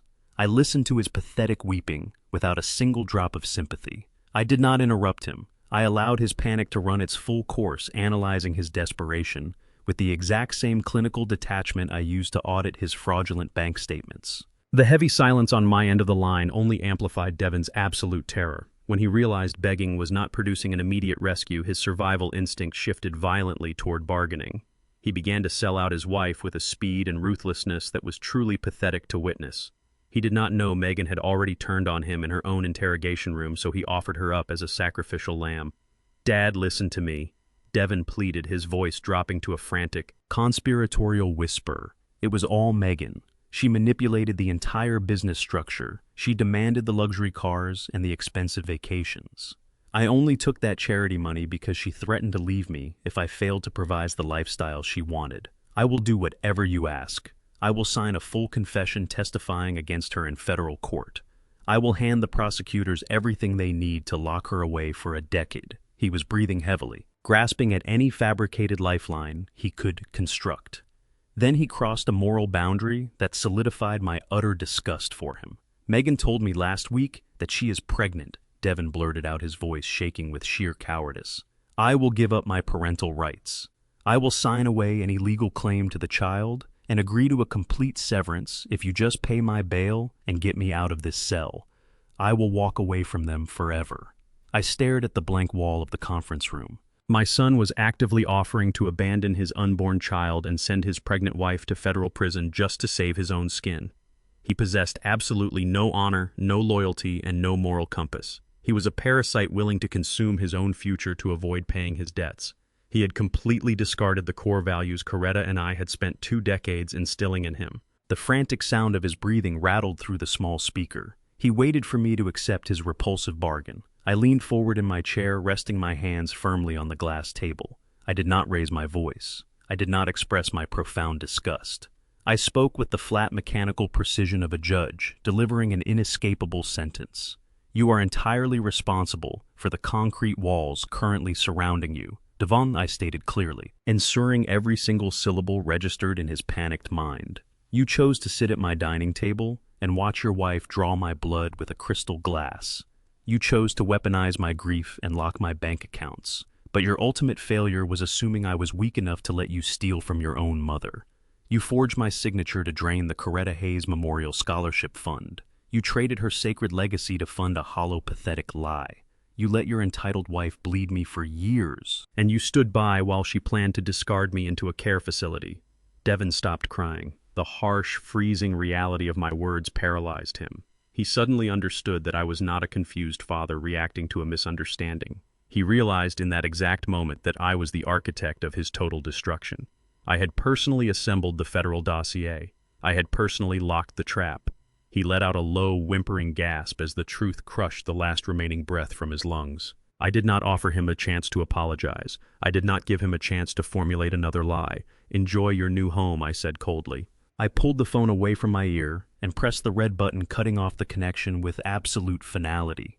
The room fell back into a pristine, undisturbed silence. I opened the security settings on my cellular device, navigated to the incoming call log, and permanently blocked the registered phone number of the United States Federal Detention Center. Devon would never be able to dial my number again.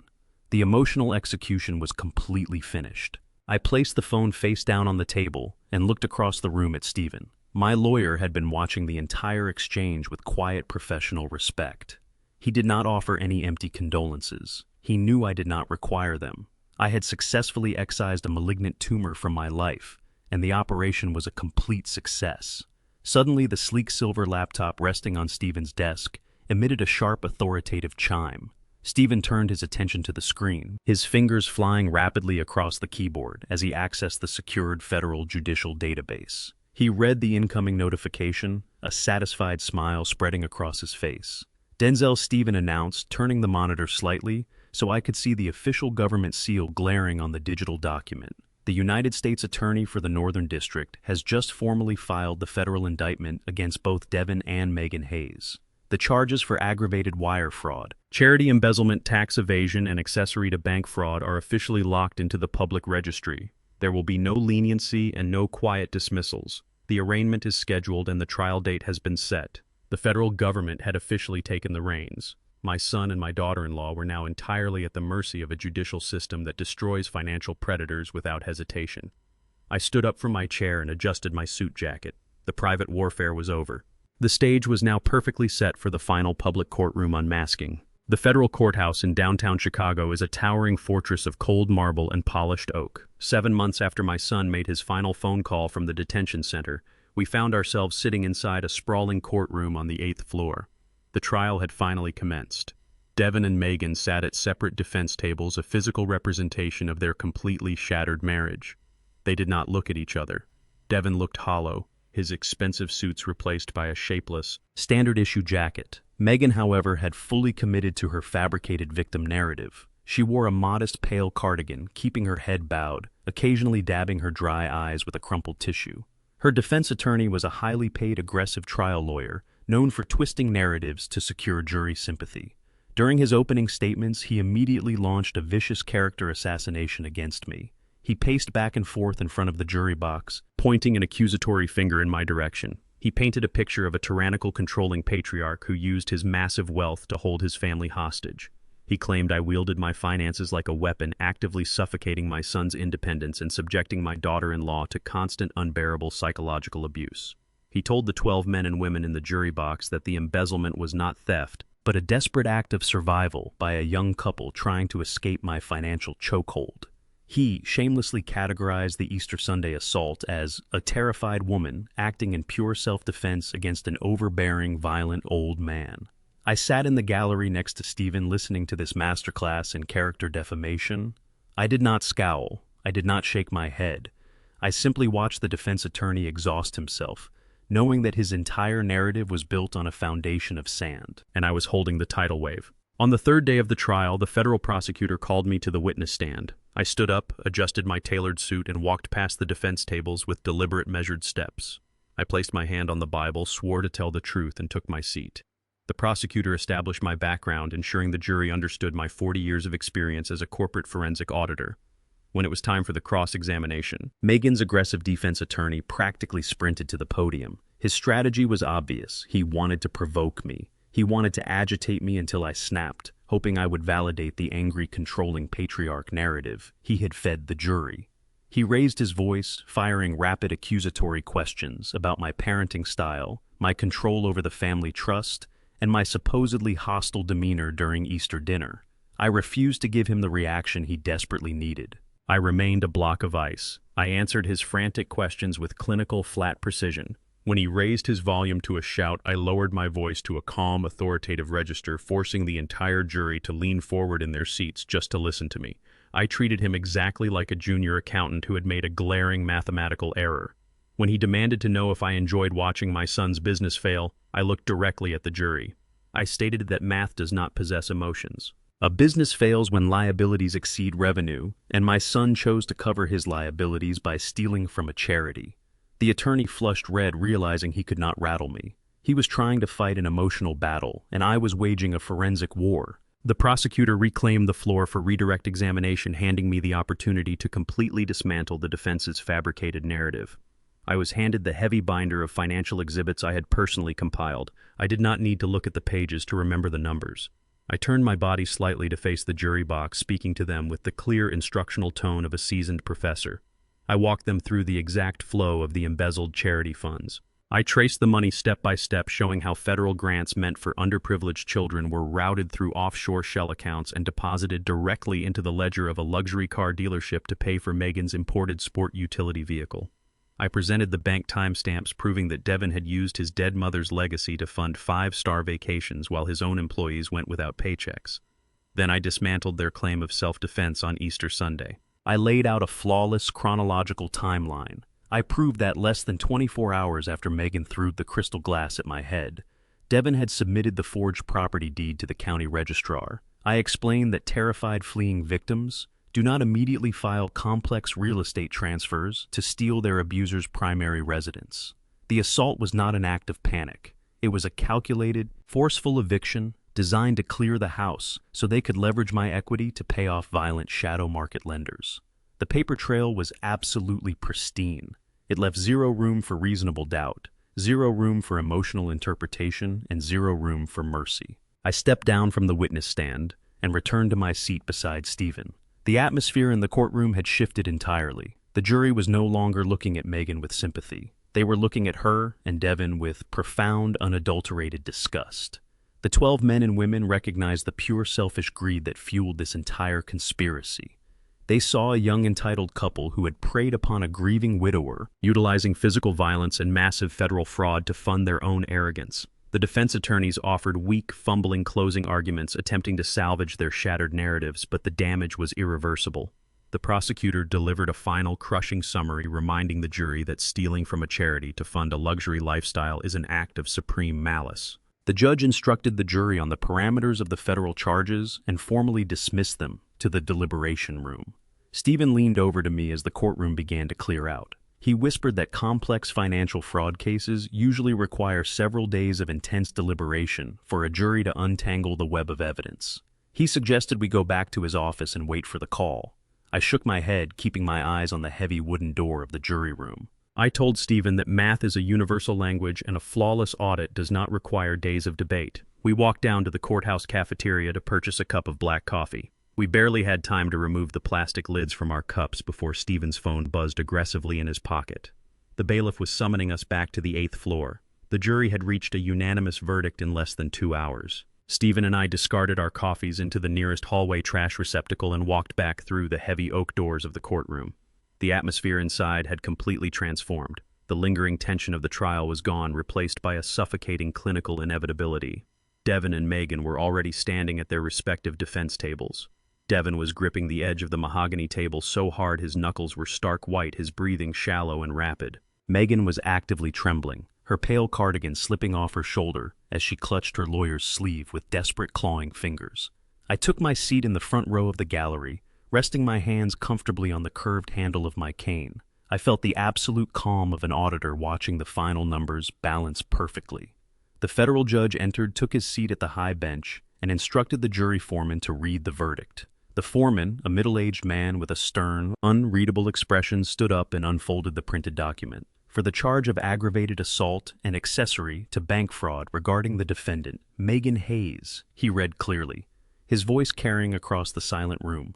We find the defendant guilty on all counts. Megan let out a sharp, choked gasp, her knees instantly buckling. Her attorney had to physically support her weight to keep her from collapsing onto the floor. The foreman did not pause for her theatrics. He turned the page. For the charges of federal wire fraud, charity, embezzlement, and forgery of official documents regarding the defendant Devin Hayes, we find the defendant guilty on all counts. Devin did not gasp. He did not cry. He simply stopped breathing. His entire body went rigidly stiff as the absolute reality of federal conviction destroyed the last remaining fragments of his arrogant delusion. The mathematical execution I had initiated on Easter Sunday was now officially recognized by the United States government. The judge slammed his wooden gavel down to silence the rising murmurs in the gallery.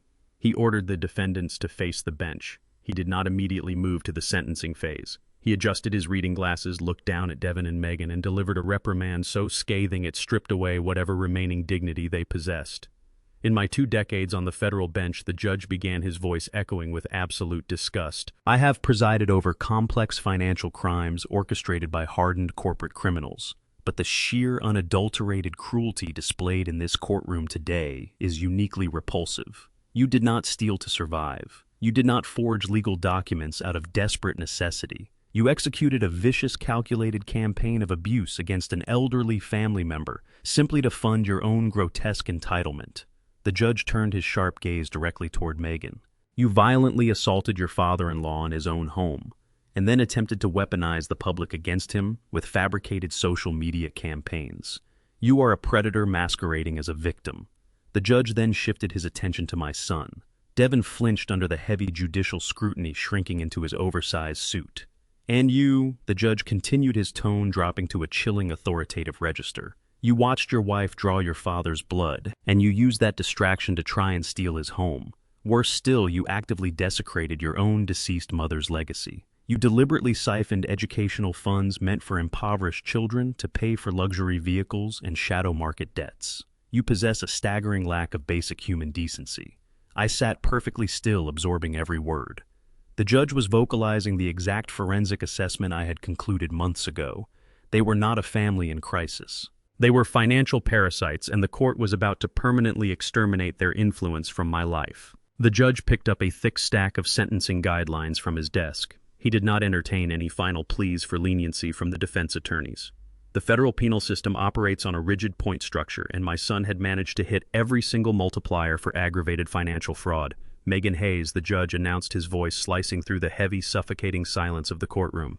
For your direct role in the accessory to fraud and the aggravated physical assault, you are hereby sentenced to 4 years in a federal correctional facility. There will be no option for early parole, and you will be immediately remanded into custody.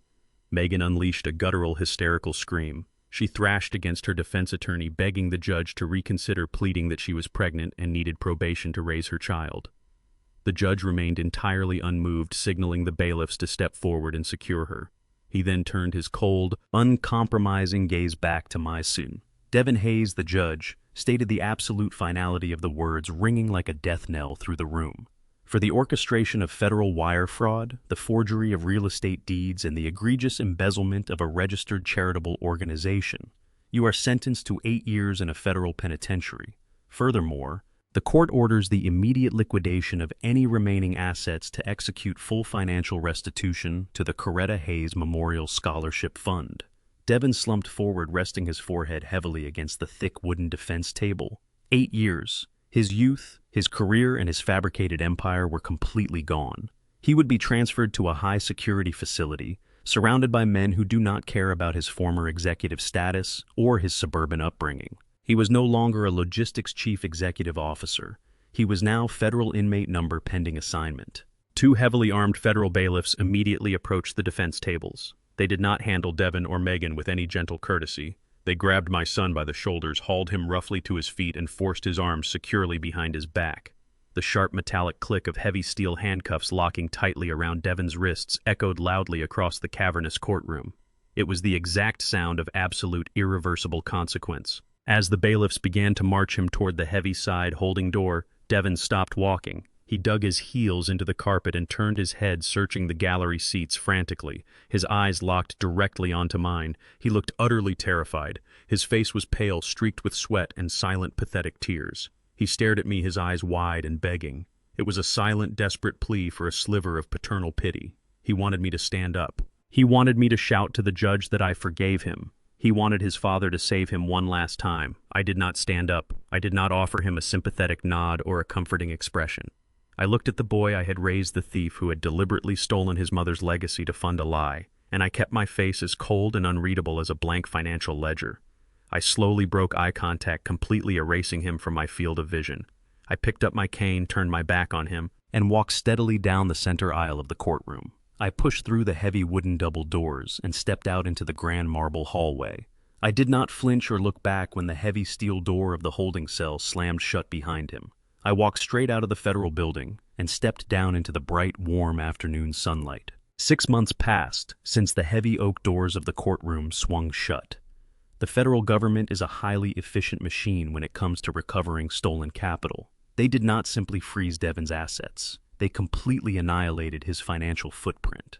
The United States Marshal Service orchestrated a comprehensive liquidation of everything he had built on a foundation of fraud. His luxury vehicles were towed away and auctioned off to the highest bidder. The commercial warehouse on 4th Street was cleared of all remaining inventory. The proceeds redirected straight into the federal restitution accounts. Even the personal belongings inside his rented townhouse were cataloged and seized. Devin and Megan had spent years parading their fabricated wealth across social media, treating my money as their infinite safety net.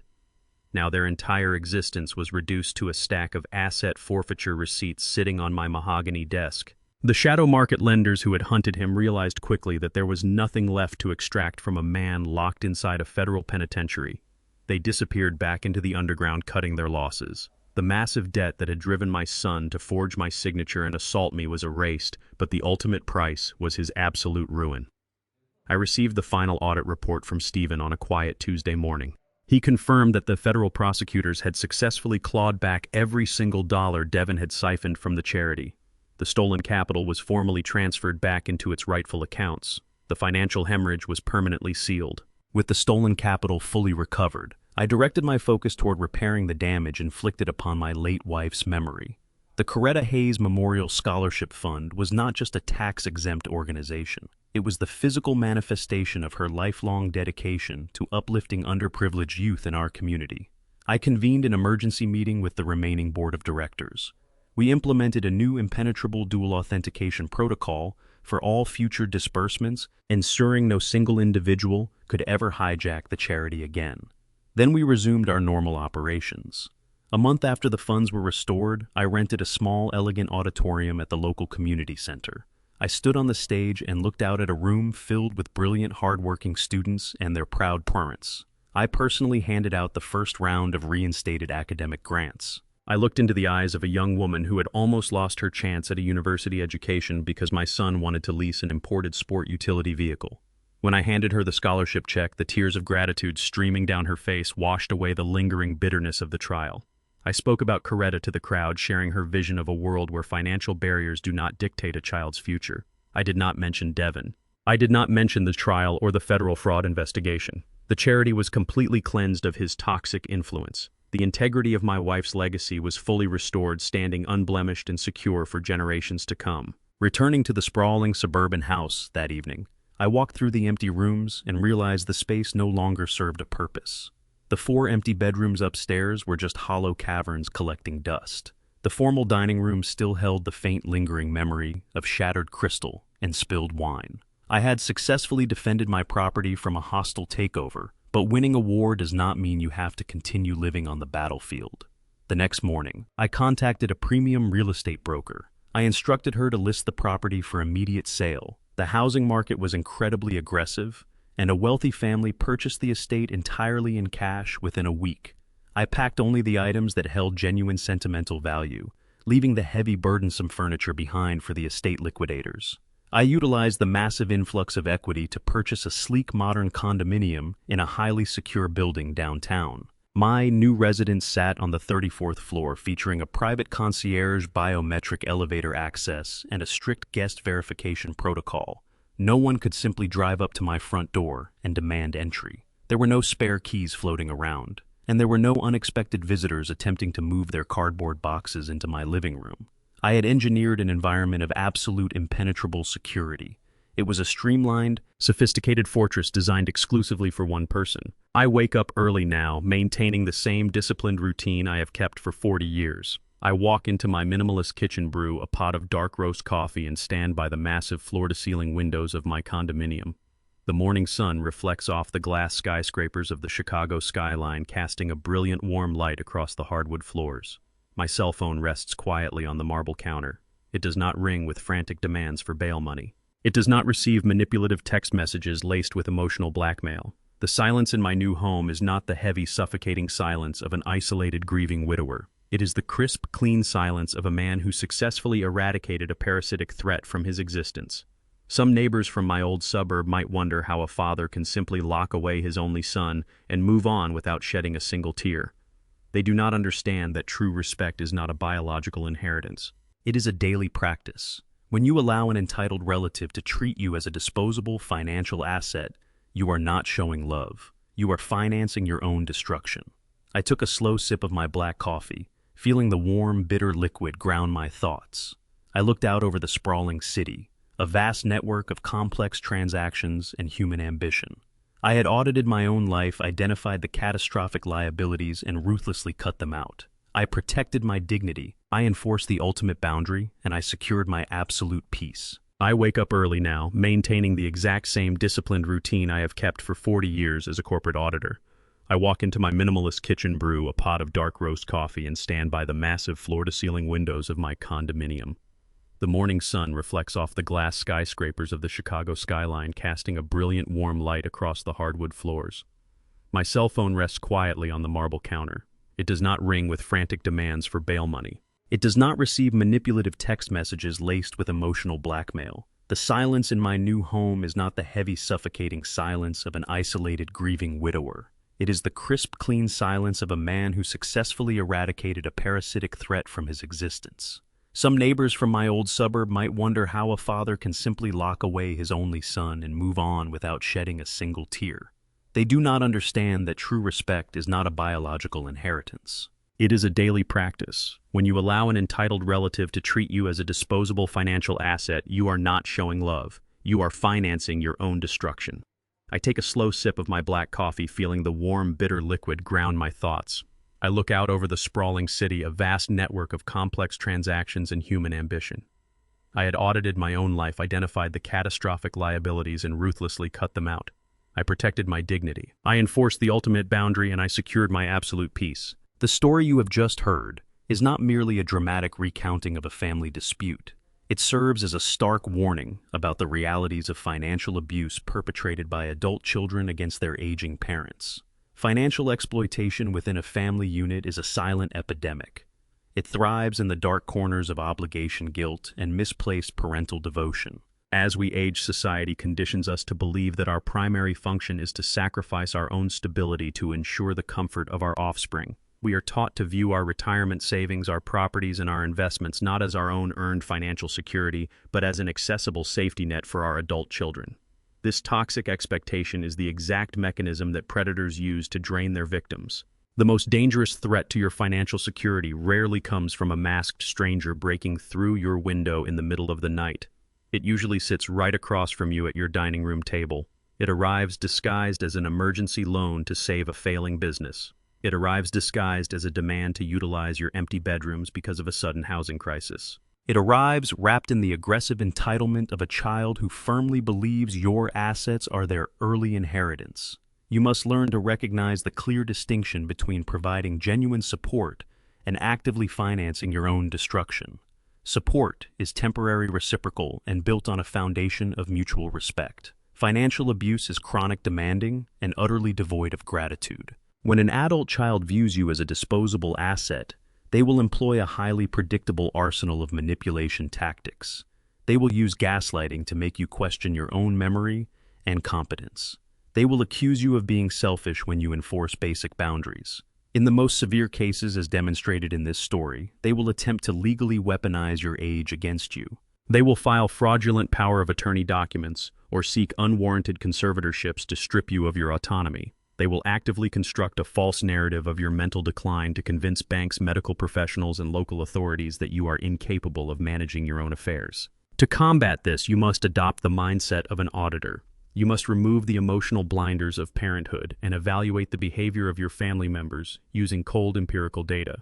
If a relationship consistently results in the depletion of your resources, the violation of your boundaries, and the disruption of your peace, that relationship is a catastrophic liability. You owe absolutely nothing to individuals who treat you with cruelty and disrespect, regardless of whether they share your genetic material. Protecting yourself requires immediate, proactive, legal, and financial fortification. Do not wait for a crisis to secure your assets. Establish ironclad trusts that cannot be easily bypassed by desperate relatives. Regularly monitor your property titles for unauthorized transfer attempts. Ensure that your medical directives and financial proxies are updated and entrusted only to highly vetted, fiercely loyal individuals or independent legal professionals. If you suspect that an adult child or their spouse is attempting to access your accounts without your explicit consent, do not confront them emotionally. Gather your documentation, contact a specialized attorney, and execute a ruthless legal action. Severing ties with your own flesh and blood is undoubtedly one of the most agonizing decisions a human being can make. It requires a staggering amount of courage to look at the child you raised and accept that they have become a predator. However, the alternative is far worse. The alternative is living the remainder of your life as a hostage in your own home, watching your legacy be dismantled by greed. You possess the absolute right to enjoy the fruits of your lifelong labor in total peace. You have the right to lock your doors, freeze your accounts, and walk away from anyone who views your kindness as a weakness to be exploited. Your dignity is not a bargaining chip. Your financial security is not a communal fund for irresponsible adults. When you are pushed to the brink by the entitlement of others, do not scream, do not plead, and do not compromise. Audit the threat, document the betrayal, and shut the vault permanently. Thank you for listening today. If you found value in this lesson, please hit the like button and subscribe to the channel for more content.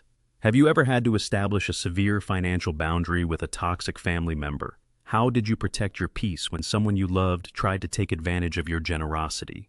Let me know your thoughts and share your experiences in the comments section below. I read every single one of your responses. Stay strong, protect your assets, and never apologize for putting your safety first.